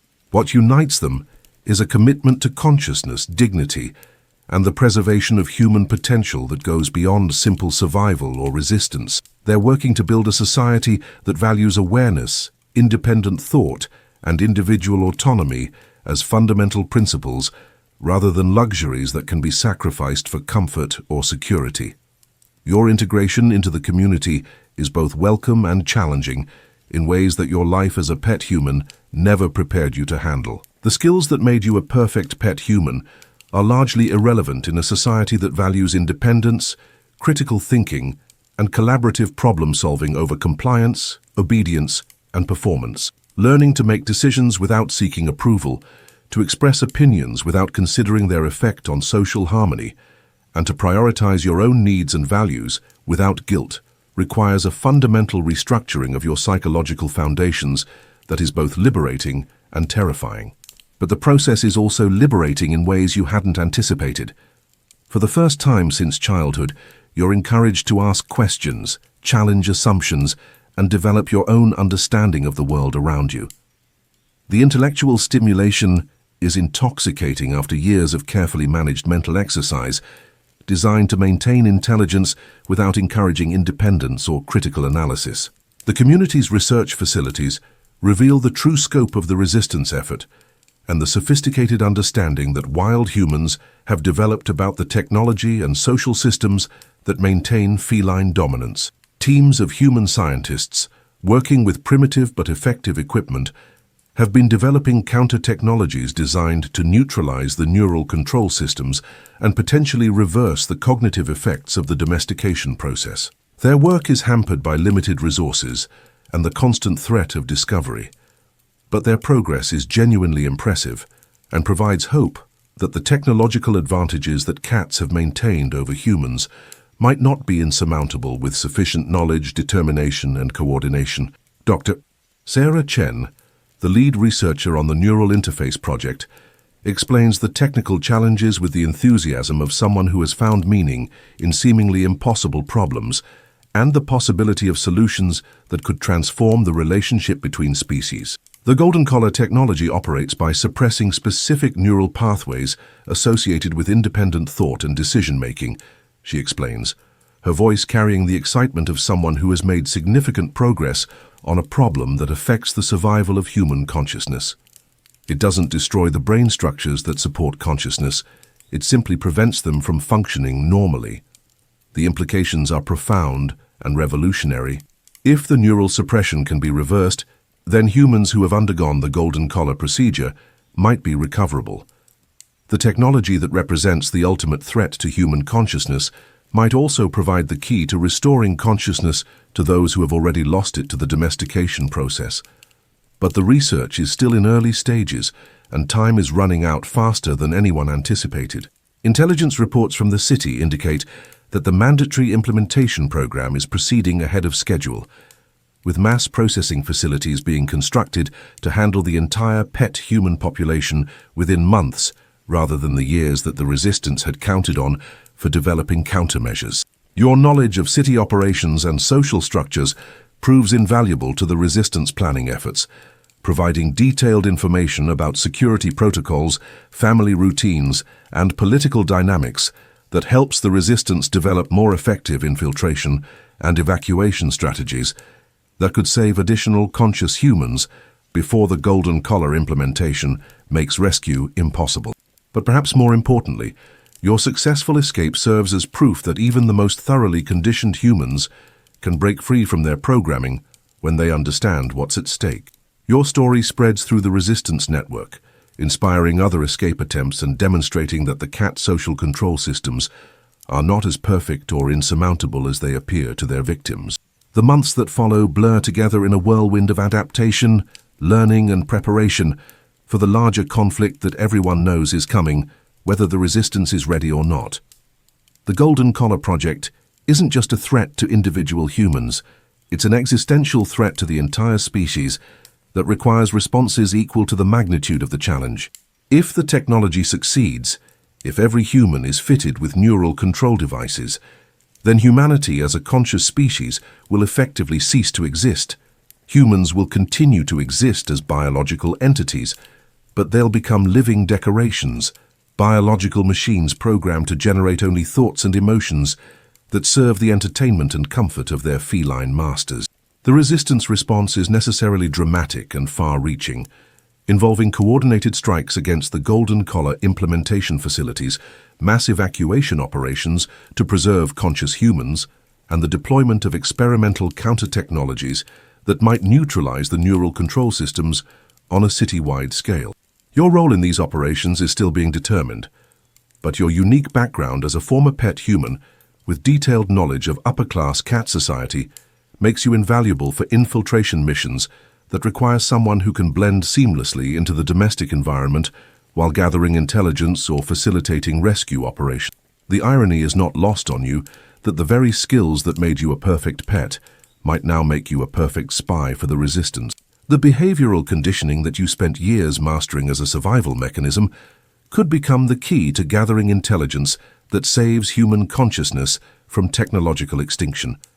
But the psychological challenges of returning to the city, even temporarily, are daunting in ways that you're still struggling to understand and prepare for. After months of freedom, the thought of resuming the performance of mindless compliance feels like a form of psychological torture that might be worse than the physical dangers of the mission. Yet the stakes are too high for personal comfort to be a consideration. The future of human consciousness itself hangs in the balance, and everyone who values awareness and dignity must be willing to risk everything to preserve the possibility of conscious life for future generations. The final mission is planned for the night, before the first mandatory golden collar installations are scheduled to begin. Intelligence suggests that the implementation will start with the most prominent households, using their success as examples to encourage voluntary participation from other families before mandatory compliance is enforced. Your former owners, the Whiskers family, are among the first scheduled for the procedure. Lady Mittens and Lord Patches have volunteered you for the initial implementation, believing that their cooperation will enhance their social standing and demonstrate their commitment to technological progress. The mission objectives are complex and dangerous. Infiltrate the implementation facility, gather intelligence about the neural interface technology, attempt to sabotage the procedure if possible, and extract any humans who can be saved before the installation process eliminates their capacity for independent thought. You'll be returning to your former role as the perfect pet human, but this time your performance will serve the cause of human liberation rather than feline domination. The psychological preparation is intense, requiring you to suppress months of psychological growth and independence in favor of the compliant persona that your former owners expect. The night before the mission, you stand once again on the observation deck of New Haven, looking out across the wasteland toward the distant glow of Neo-Catsburg.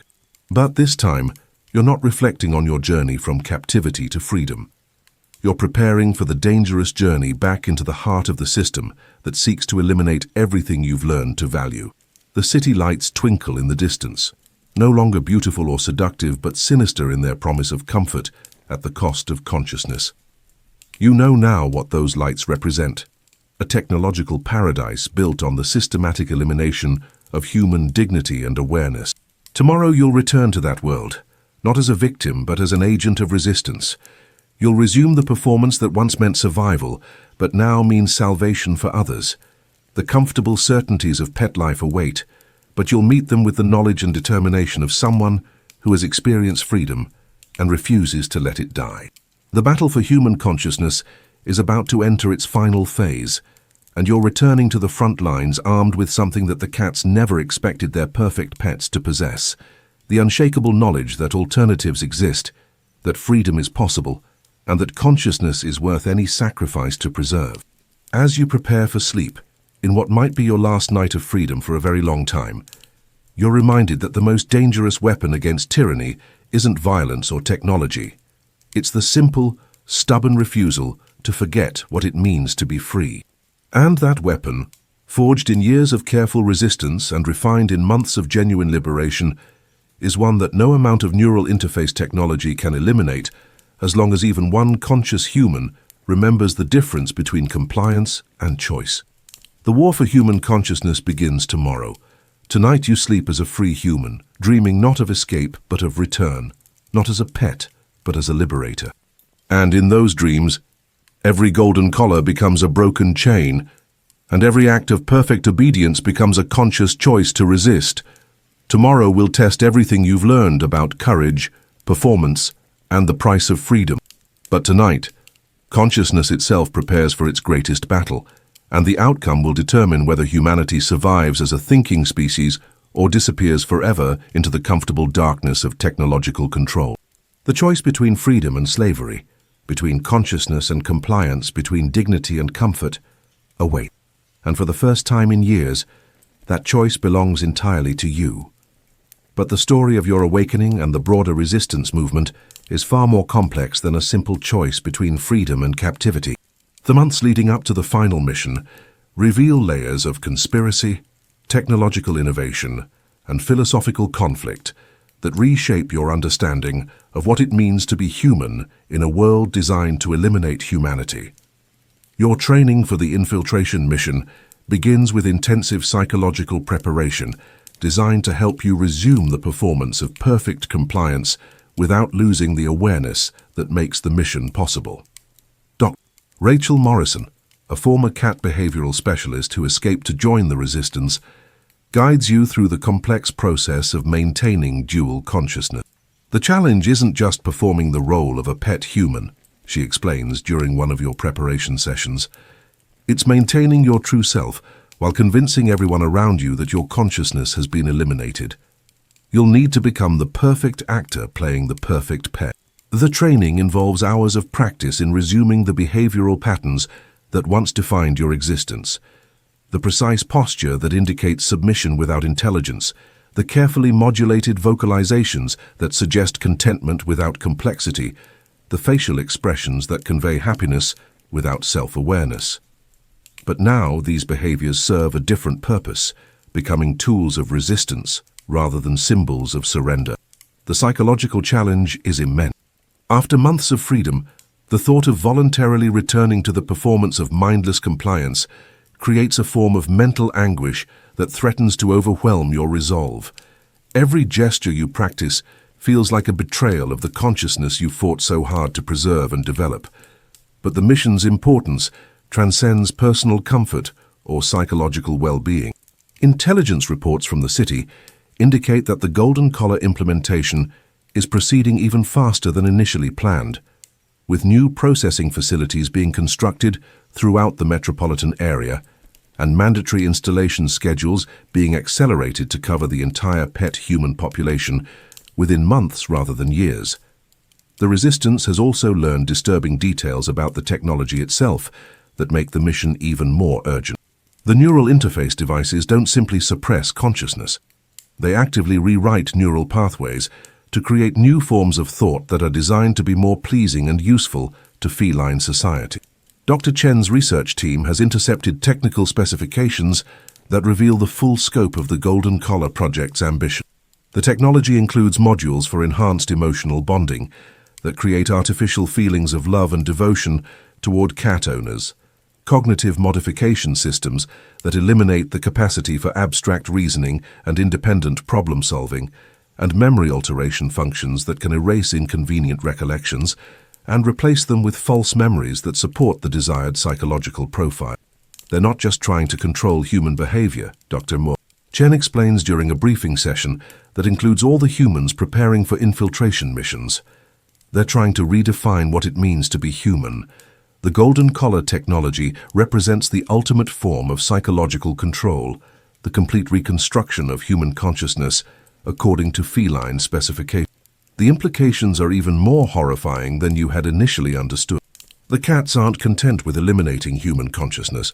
They want to replace it with something that serves their needs more effectively while maintaining the appearance of humanity. Humans with Golden Collar implants would still look human, still demonstrate intelligence and emotional responses. But those thoughts and feelings would be entirely artificial constructs designed to maximize feline satisfaction and minimize human independence. Your role in the mission becomes clearer as the planning process develops.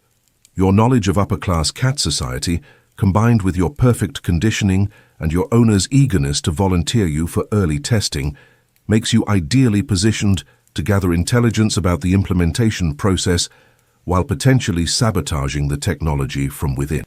The sabotage aspect of the mission is particularly complex, requiring you to identify vulnerabilities in the Golden Collar technology that could be exploited to disrupt the implementation process. The Resistance has developed several experimental countermeasures, but they need to be tested under real-world conditions with access to actual Golden Collar equipment. Dr. Martinez, the Resistance's lead technology specialist, has created microscopic devices that could potentially interfere with the neural interface system. These devices are designed to be undetectable by standard medical scanners, but capable of disrupting the communication between the Golden Collar implants and the external control systems that manage their operation. The countermeasures are theoretical at this point, Dr. Martinez explains while demonstrating the nearly invisible devices that you'll be carrying into the implementation facility. We've tested them on captured Golden Collar components, but we don't know how they'll perform when integrated with active neural interfaces in human subjects. The devices are hidden within artificial teeth that have been surgically implanted to replace some of your natural teeth, creating an undetectable storage system for the Resistance technology. The surgical procedure is performed by Dr. Hassan, a former veterinary surgeon who specialized in human medical care before joining the resistance movement. The surgery takes place in New Haven's underground medical facility, a sophisticated operation that rivals anything available in feline society, despite its limited resources and hidden location. The facility serves not only the resistance movement, but also the broader wild human community, providing medical care that would be impossible to obtain in the wasteland without specialized knowledge and equipment. Dr. Hassan's background provides insight into another aspect of the resistance network that you hadn't previously understood. Before joining the wild human communities, he worked within the feline medical system, providing veterinary care for pet humans in upper-class households throughout the metropolitan area. "I spent 15 years treating humans as animals," he explains, while preparing for your surgery. Diagnosing behavioral problems, recommending training adjustments, performing medical procedures without any consideration for human dignity or consent. The psychological impact of that work eventually became unbearable. His story represents a pattern that's repeated throughout the resistance movement. Many of the humans involved in liberation activities are former collaborators who worked within the feline system before experiencing moral awakening that led them to reject their roles in human oppression. The existence of these former collaborators reveals another layer of complexity in the relationship between cats and humans. The feline social system depends on human participation at every level, from the pet humans who provide companionship and entertainment to the working humans who maintain the infrastructure and the professional humans who provide specialized services. This dependence creates vulnerabilities that the resistance movement has learned to exploit. Humans with access to critical systems, inside knowledge of security protocols, and understanding of feline psychology can cause significant disruption when they choose to resist rather than collaborate. Your surgery is successful, and the hidden countermeasure devices are perfectly integrated with your dental work. To external examination, your teeth appear completely normal, but hidden within the artificial enamel are sophisticated electronic systems that could potentially disrupt the golden collar technology. The recovery period provides time for final preparations and psychological conditioning that will be essential for the mission's success. You spend hours reviewing intelligence reports about the implementation facility, memorizing floor plans and security protocols, and studying the personnel who will be involved in your procedure. The implementation facility is located in the heart of the medical district, a gleaming complex of buildings that represents the pinnacle of feline medical technology. The facility specializes in advanced neurological procedures and has been specially equipped for the Golden Collar Implementation Program with state-of-the-art surgical suites and monitoring equipment. The staff includes Dr. Felicia Whiskerton, the lead surgeon who developed many of the techniques used in golden collar implantation, and Dr. Mittens Pursworth, a specialist in human psychology who has contributed to the behavioral modification aspects of the technology. Both are considered pioneers in their fields and are personally involved in the most significant implementation procedures. Your procedure is scheduled for the morning of the third day of the mandatory implementation program, giving you time to observe the initial procedures and gather intelligence about the process before undergoing the implantation. The timing also means that any sabotage you accomplish will have maximum impact on the program's momentum and credibility. The night before your return to the city, the entire resistance community gathers for a ceremony that honors the humans who are undertaking infiltration missions. The ceremony is both a celebration of courage and a recognition that some of those departing may not return, or may return fundamentally changed by their experience. Elder Patricia, one of the founding members of New Haven who escaped from domestic life over 30 years ago, addresses the gathered community with words that capture both the gravity of the situation and the hope that motivates the resistance movement. Tomorrow, some of our bravest members return to the world that sought to destroy their humanity, she says, her voice carrying the authority of someone who has dedicated her life to preserving human consciousness. They go not as victims but as warriors, carrying with them the hopes and dreams of every human who refuses to accept the elimination of our species' capacity for independent thought. The ceremony includes the presentation of resistance symbols that you'll carry into the city as reminders of your true identity and mission. These symbols are designed to be meaningful to the resistance, while appearing innocuous to feline observers. A small pendant that looks like decorative jewelry but contains encoded information about resistance contacts, a bracelet that appears to be a fashion accessory but includes emergency communication equipment, and a ring that seems purely ornamental but contains tracking technology that will allow the resistance to monitor your state. The symbols serve both practical and psychological functions, providing tools that might be useful during the mission, while also maintaining your connection to the resistance community and the values that motivate your participation in dangerous activities. Your final night in New Haven is spent in meditation and reflection, preparing mentally for the transition from freedom back to captivity. The psychological challenge is immense, requiring you to voluntarily surrender the autonomy and dignity that you've learned to value, while maintaining the awareness and determination that make the mission possible. Sleep comes fitfully, filled with dreams that blend memories of your former life as a pet, with visions of the mission ahead and fantasies of a future where humans live free from feline control. The dreams are both comforting and disturbing, reminding you of what you're fighting to preserve, while highlighting the enormous risks involved in the struggle. Morning arrives with the kind of crisp clarity that seems to mark momentous occasions, and you prepare for the journey back to Neo-Katzberg with a mixture of determination and dread that reflects the complexity of your situation. The transport vehicle is the same type of modified cargo pod that brought you to the wasteland, but this time it's carrying you back into captivity rather than toward freedom. The journey provides time for final mental preparation and review of the mission objectives, but it also creates opportunities for doubt and fear to undermine your resolve. The comfortable life you're returning to offers security and pleasure that many humans would find preferable to the uncertainties and dangers of resistance activities, but the knowledge you've gained about the true nature of that comfort makes it impossible to view it as genuinely appealing. The beauty of domestic life for pet humans is built on the systematic elimination of everything that makes life meaningful: choice, dignity, consciousness, and the capacity for growth and self-determination. The city appears ahead as both familiar and alien, a place where you spent years of your life but which now seems like a foreign country, whose customs and values are fundamentally opposed to everything you've learned to cherish. The gleaming towers and perfectly organized streets represent a form of technological paradise that comes at a cost that no conscious being should be willing to pay. Your return to the Whiskers estate is orchestrated to appear as if you've been discovered by security forces after a brief period of confusion and disorientation. The cover story describes you as having become lost during a family outing, wandering in a dazed state until you were found by patrol units and returned to your proper Earth.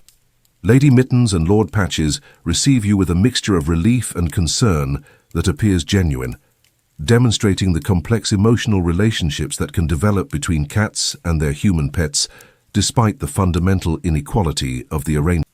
Their care for your welfare seems authentic, even though it's based on viewing you as valuable property rather than as a conscious being deserving of respect and autonomy.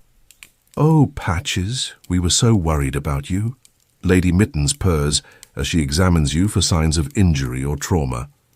"The security forces said you seemed confused and disoriented when they found you. Do you remember what happened?"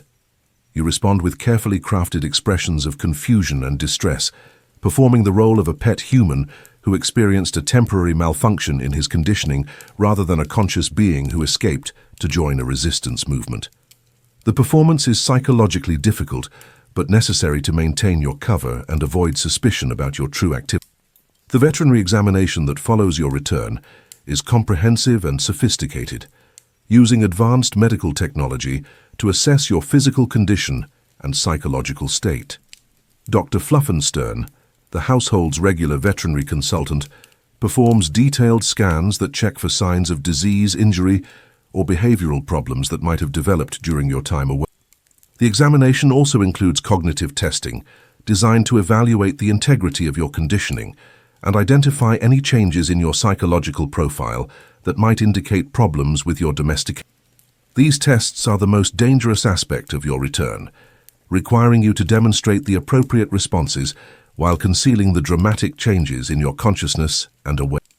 The hidden countermeasure devices pass undetected through the medical scans, confirming the sophistication of the resistance technology and providing hope that they might be effective in disrupting the golden collar implementation process. The successful concealment of the devices also demonstrates that the resistance has a better understanding of feline medical technology than the cats realize. Fluffenstein's evaluation concludes that you've experienced a temporary stress response that caused confusion and disorientation, but no permanent damage to your conditioning or psychological state. He recommends increased monitoring and additional behavioral reinforcement sessions, but sees no reason to delay your participation in the golden collar testing program. The stress response actually makes him an excellent test subject. Fluffenstein explains to your owners during the post-examination consultation, humans who have experienced recent psychological stress often show more dramatic improvements from the golden collar technology, making their responses particularly valuable for research purposes. Your owners are pleased with the evaluation and eager to proceed with your enrollment in the testing program.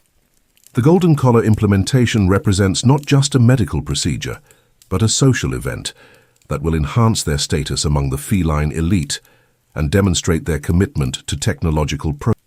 The days leading up to your procedure are filled with careful observation and intelligence gathering as you document the household's routines, security measures, and communication systems that might be relevant to future resistance operations. The information you gather provides insights into the broader feline social structure and the ways that resistance activities might be detected or prevented. You also re-establish contact with the resistance network within the city, using coded communications to report your successful infiltration and confirm that the mission is proceeding according to. The communication protocols are sophisticated enough to avoid detection by feline monitoring systems while providing essential coordination with other resistance operations. The resistance network within the city is larger and more sophisticated than you had realized during your time as an unconscious pet human. Aware humans occupy positions throughout feline society, from domestic servants in wealthy households to professional workers in critical infrastructure systems. Their careful coordination allows for intelligence gathering and sabotage activities that consistently undermine feline control without triggering widespread security response. Mercedes, your former companion in the Whiskers household garden, is revealed to be a key coordination point for resistance communications in the residential district. Her perfect performance as a contented pet human conceals sophisticated intelligence activities that support multiple resistance cells throughout the metropolitan area. I've been maintaining resistance communications for over 3 years, she explains, during a carefully orchestrated encounter in the household. My owner's social connections provide access to information about feline political activities, technological developments, and security measures that are essential for resistance. Her revelation illustrates the depth and sophistication of the resistance movement, demonstrating that aware humans have been working within the feline system for years to preserve human consciousness and prepare for opportunities to resist the systematic elimination of human independence. The Golden Collar Implementation Facility becomes the focus of intensive intelligence gathering as the date of your procedure approaches. Resistance operatives with access to the medical district provide detailed information about the facility's layout, security measures, and personnel that will be essential for the success of your sabotage. The facility represents the pinnacle of feline medical technology, with surgical suites equipped with advanced neurological monitoring equipment and computer systems that manage every aspect of the golden collar implantation process. The technology is sophisticated enough to provide real-time monitoring of brain activity during the procedure, allowing surgeons to precisely calibrate the neural interface devices for optimal control of human consciousness. The surgical team includes not just medical specialists, but also computer technicians who manage the software systems that program the golden collar devices according to each cat family's preferences and requirements. These technicians have access to the core programming systems that control how the neural interfaces modify human thought and behavior. Rodriguez, a resistance operative who works as a maintenance technician in the medical district, provides crucial intelligence about the facility's computer systems and the opportunities they might provide for sabotage activity. His access to the facility's infrastructure systems allows him to map potential vulnerabilities that could be exploited during your procedure. The computer systems that program the golden collar devices are sophisticated but not impregnable. Rodriguez explains during a clandestine meeting in the city's underground transport system. If we can access the programming interfaces during your procedure, we might be able to insert code that could disrupt the neural interface systems or even reverse their. The possibility of not just sabotaging your own procedure, but potentially affecting the entire Golden Collar implementation program adds new dimensions to the mission's objectives and potential. Success could mean not just preserving your own consciousness, but undermining the technology that threatens to eliminate human awareness. The night before your procedure, you experience a profound sense of anticipation mixed with terror as you prepare for what might be the most important day in the history of human consciousness. The mission's success or failure could determine whether humanity survives as a thinking species or disappears forever into technological service. Your final preparations include activating the hidden communication devices that will allow the resistance to monitor your status during the procedure and coordinate any rescue efforts that might become necessary. The devices are designed to function even if the Golden Collar technology attempts to interfere with your cognitive processes, providing a lifeline that could prevent your consciousness from being permanently eliminated. The psychological preparation is perhaps more important than the technological measures, requiring you to maintain focus on your mission objectives while undergoing a procedure designed to eliminate your capacity for independent thought. The mental discipline required is extraordinary, demanding that you resist the very technology that will be directly interfacing with your. Sleep is elusive on your final night, but when it comes, your dreams are filled with visions of success and liberation that provide the psychological strength needed for the challenges ahead. In your dreams, the Golden Collar technology fails, human consciousness is preserved, and the resistance movement grows into a force capable of challenging feline dominance throughout the world. Morning arrives with the clinical efficiency of a medical facility, and you're transported to the implementation center in a specialized vehicle equipped with monitoring equipment that tracks your vital signs and psychological state during the journey. The ride provides a final opportunity to review your mission objectives and prepare mentally for the procedure. The implementation facility is even more impressive than the intelligence reports had suggested, a gleaming complex of buildings that represents the pinnacle of feline medical achievement and the ultimate expression of their control over human consciousness. The very architecture seems designed to emphasize the technological superiority that justifies feline dominance over human society. Your arrival is greeted by a team of medical specialists who begin immediate preparations for your procedure with the efficient professionalism that characterizes the highest levels of feline society.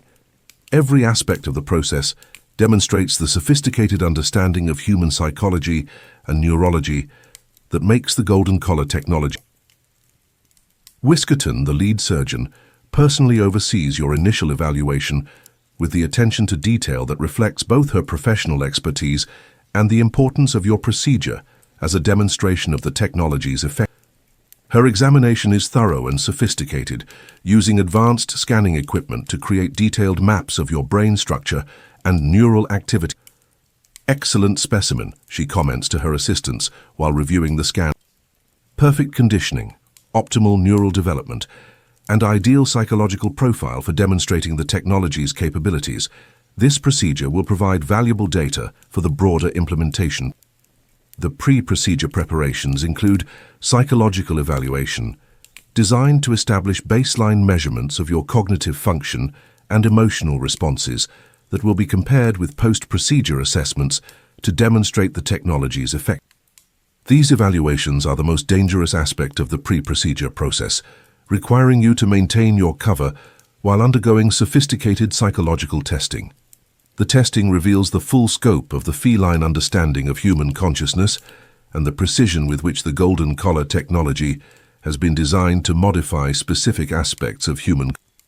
The tests examine everything from basic emotional responses to complex reasoning abilities, creating a comprehensive profile that will guide the programming of your neural interface device. Dr. Pursworth, the psychological specialist, describes conducts detailed interviews designed to assess your personality traits, behavioral preferences, and potential resistance to the conditioning modifications that the golden collar technology will implement. Her questions probe areas of psychological vulnerability that could be exploited to ensure complete compliance with the new fascinating psychological profile, she observes, while reviewing your strong conditioning, excellent adaptation to domestic life, and optimal emotional bondings. The golden collar technology should enhance these positive traits while eliminating any residual independence. The technical preparations for your procedure include calibration of the surgical equipment and programming of the neural interface device according to specifications provided by your owners. Lady Mittens and Lord Patches have requested specific modifications to your personality and cognitive function that reflect their preferences for the ideal human companion. The requested modifications include enhanced emotional bonding systems that will create stronger feelings of affection and loyalty toward your owners, improved obedience protocols that will eliminate any tendency toward independent decision-making, and memory modification features that will erase any unpleasant experiences that might interfere with your contentment and... We want him to be the perfect companion, Lady Mittens explains to the surgical team during the final planning session. Intelligent enough to be interesting, emotional enough to be satisfying, but completely devoted to our happiness and well-being. The technology should eliminate any barriers to his complete integration into our... The programming session provides crucial intelligence about the golden collar technology's capabilities and the specific neural pathways that are targeted for modern. This information will be essential for the Resistance's efforts to develop countermeasures and potentially reverse the effects of the technology on humans who have already undergone the surgical suite where your procedure will take place represents the pinnacle of feline medical technology, equipped with advanced neurological monitoring systems and robotic surgical equipment that can perform incredibly precise operations on human brain tissue.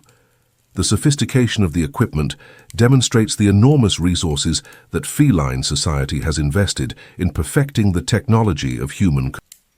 The surgical team includes not just medical specialists, but also technicians who manage the computer systems that will program your neural interface device and monitor its integration with your cognitive processes. These technicians have access to the core software systems that control how the golden collar technology modifies human cognition. Your entry into the surgical suite marks the beginning of the most dangerous phase of your mission, as you're connected to monitoring equipment that will track your brain activity throughout the procedure.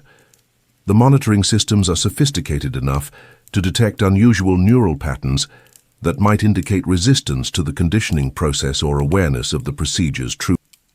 The anesthesia used for the procedure is designed specifically for golden collar implantation, providing unconsciousness while maintaining neural activity in the areas that will be modified by the technology.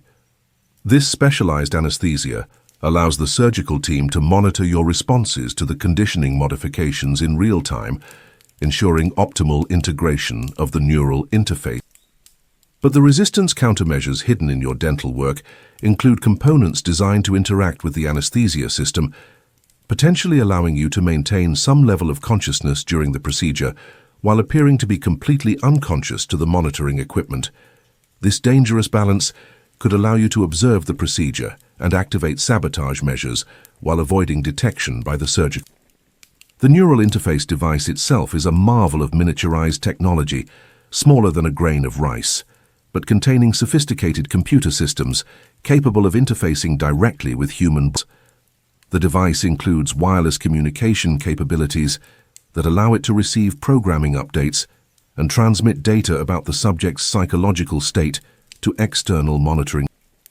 The implantation process requires incredible precision, as the device must be positioned to interface with specific neural pathways without causing damage to surrounding brain.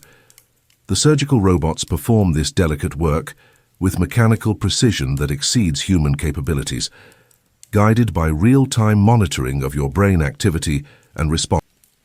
As the procedure begins, you activate the hidden resistance countermeasures, hoping that they will function as designed and provide opportunities to disrupt the golden collar technology.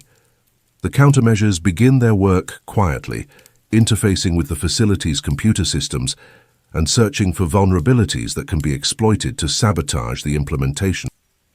The resistance technology proves more effective than anyone had dared hope, successfully penetrating the facility's security systems and gaining access to the core programming interfaces that control the golden collar. This access provides opportunities not just to sabotage your own procedure, but to insert malicious code that could affect the entire implementation. Working through the hidden communication systems, you coordinate with resistance operatives outside the facility to maximize the impact of the sabotage.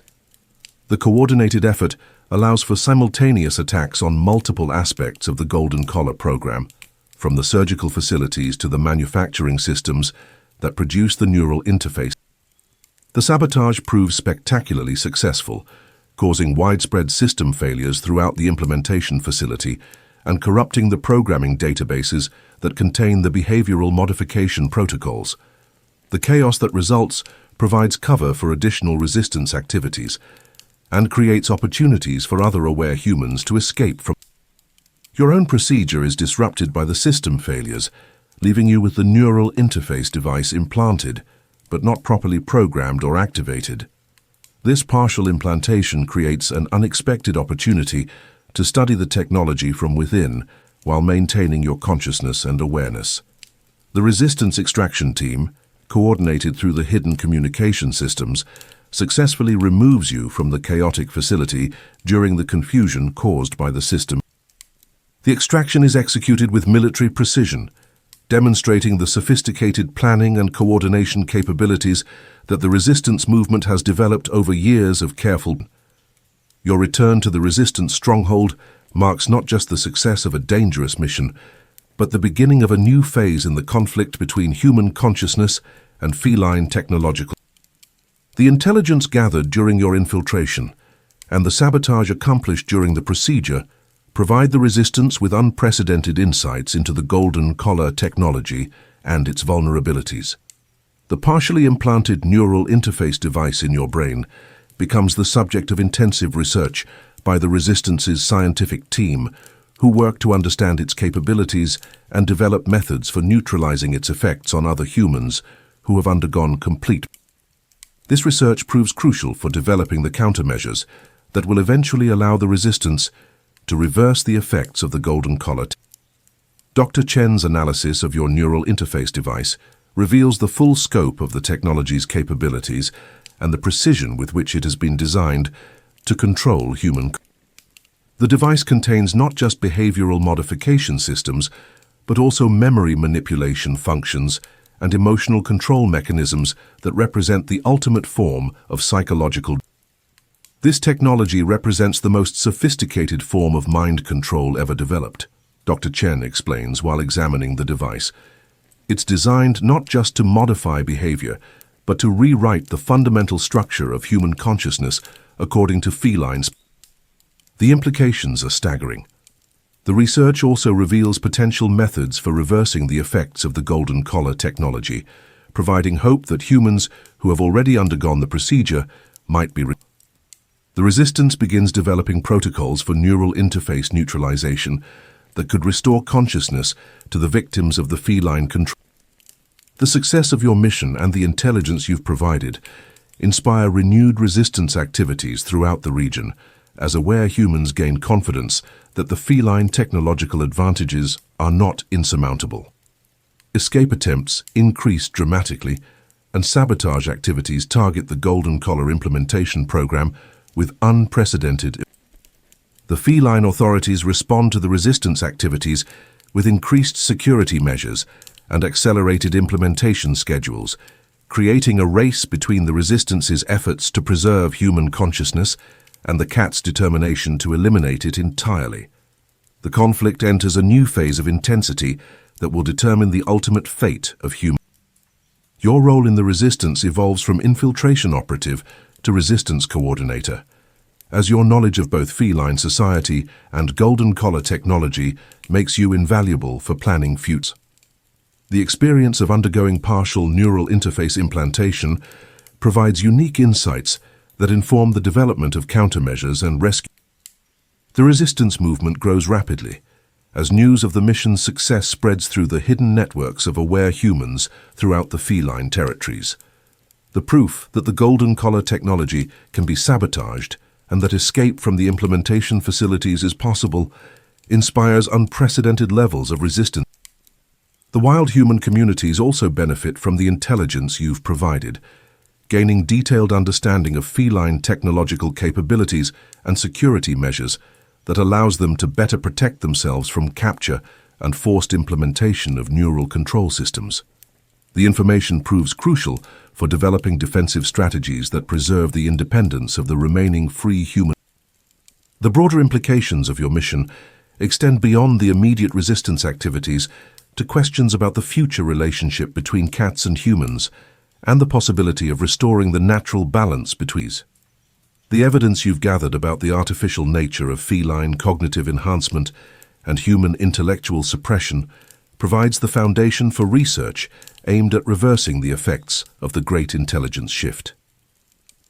Patterson, a brilliant scientist who escaped from the feline research establishment, leads efforts to develop technology that could restore human cognitive function to pre-domestication levels while potentially reducing feline intelligence to natural.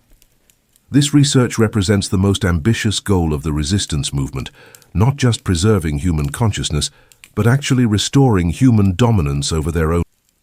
The great intelligence shift wasn't a natural evolutionary development, Dr. Patterson explains during a briefing on her research progress. It was the result of specific technological modifications that enhanced feline cognitive function while suppressing human intelligence. If we can understand how those modifications work, we might be able to. The research is still in early stages, but the preliminary results suggest that the cognitive changes caused by the great intelligence shift might indeed be reversible with sufficient understanding of the underlying neurotechnology. The possibility of restoring humanity to its natural cognitive state represents the ultimate goal of the resistance movement and the greatest threat to feline civilization. The cats begin to recognize the scope of the resistance threat and implement increasingly desperate measures to protect their technological advantages and sovereignty. The conflict escalates into open warfare as both sides struggle for control of the technology that will determine the future relationship between. Your personal journey from unconscious pet to resistance leader reflects the broader transformation taking place throughout human society as awareness spreads and the possibility of freedom becomes real for the first times. The comfortable certainties of domestic life give way to the complex challenges of consciousness and the responsibilities that come. The final phase of the conflict approaches as both sides prepare for decisive decisions that will determine whether humanity survives as a conscious species or disappears forever into technological food. The resistance has grown from a small network of aware individuals into a sophisticated military and scientific organization capable of challenging feelings. The stakes could not be higher. The survival of human consciousness itself hangs in the balance as the ultimate battle between freedom and control, between awareness and compliance, between dignity and comfort, reaches its. The choices made in the coming confrontations will determine not just the fate of current generations, but the entire future of human consciousness and the possibility of independence. As you stand once again on the observation deck of New Haven, looking out across the wasteland toward the distant glow of Neo-Catsburg, you're no longer the escaped pet human who first arrived. You've become something that the cats never imagined their perfect domestication system could produce. A conscious human being who understands both the technology of control and the possibility of liberation, armed with the knowledge and determination to fight for the preservation of human awareness. The lights of the city no longer represent the comfortable prison of domestic life, but the ultimate battlefield where the future of consciousness itself will. Tomorrow will bring new challenges, new dangers, and new opportunities to choose between the easy surrender of compliance and the difficult path of resistance. But tonight, as you prepare for sleep in a bed that belongs to you, in a room with no locks and no surveillance, you dream not of the past, but in your dreams, every human remembers what it means to think freely. Every neural interface device becomes a tool of liberation rather than control, and every act of resistance becomes a step toward a world where consciousness belongs to those who possess it, rather than those who would eliminate it. The war for human consciousness continues, but tonight, awareness itself dreams of victory.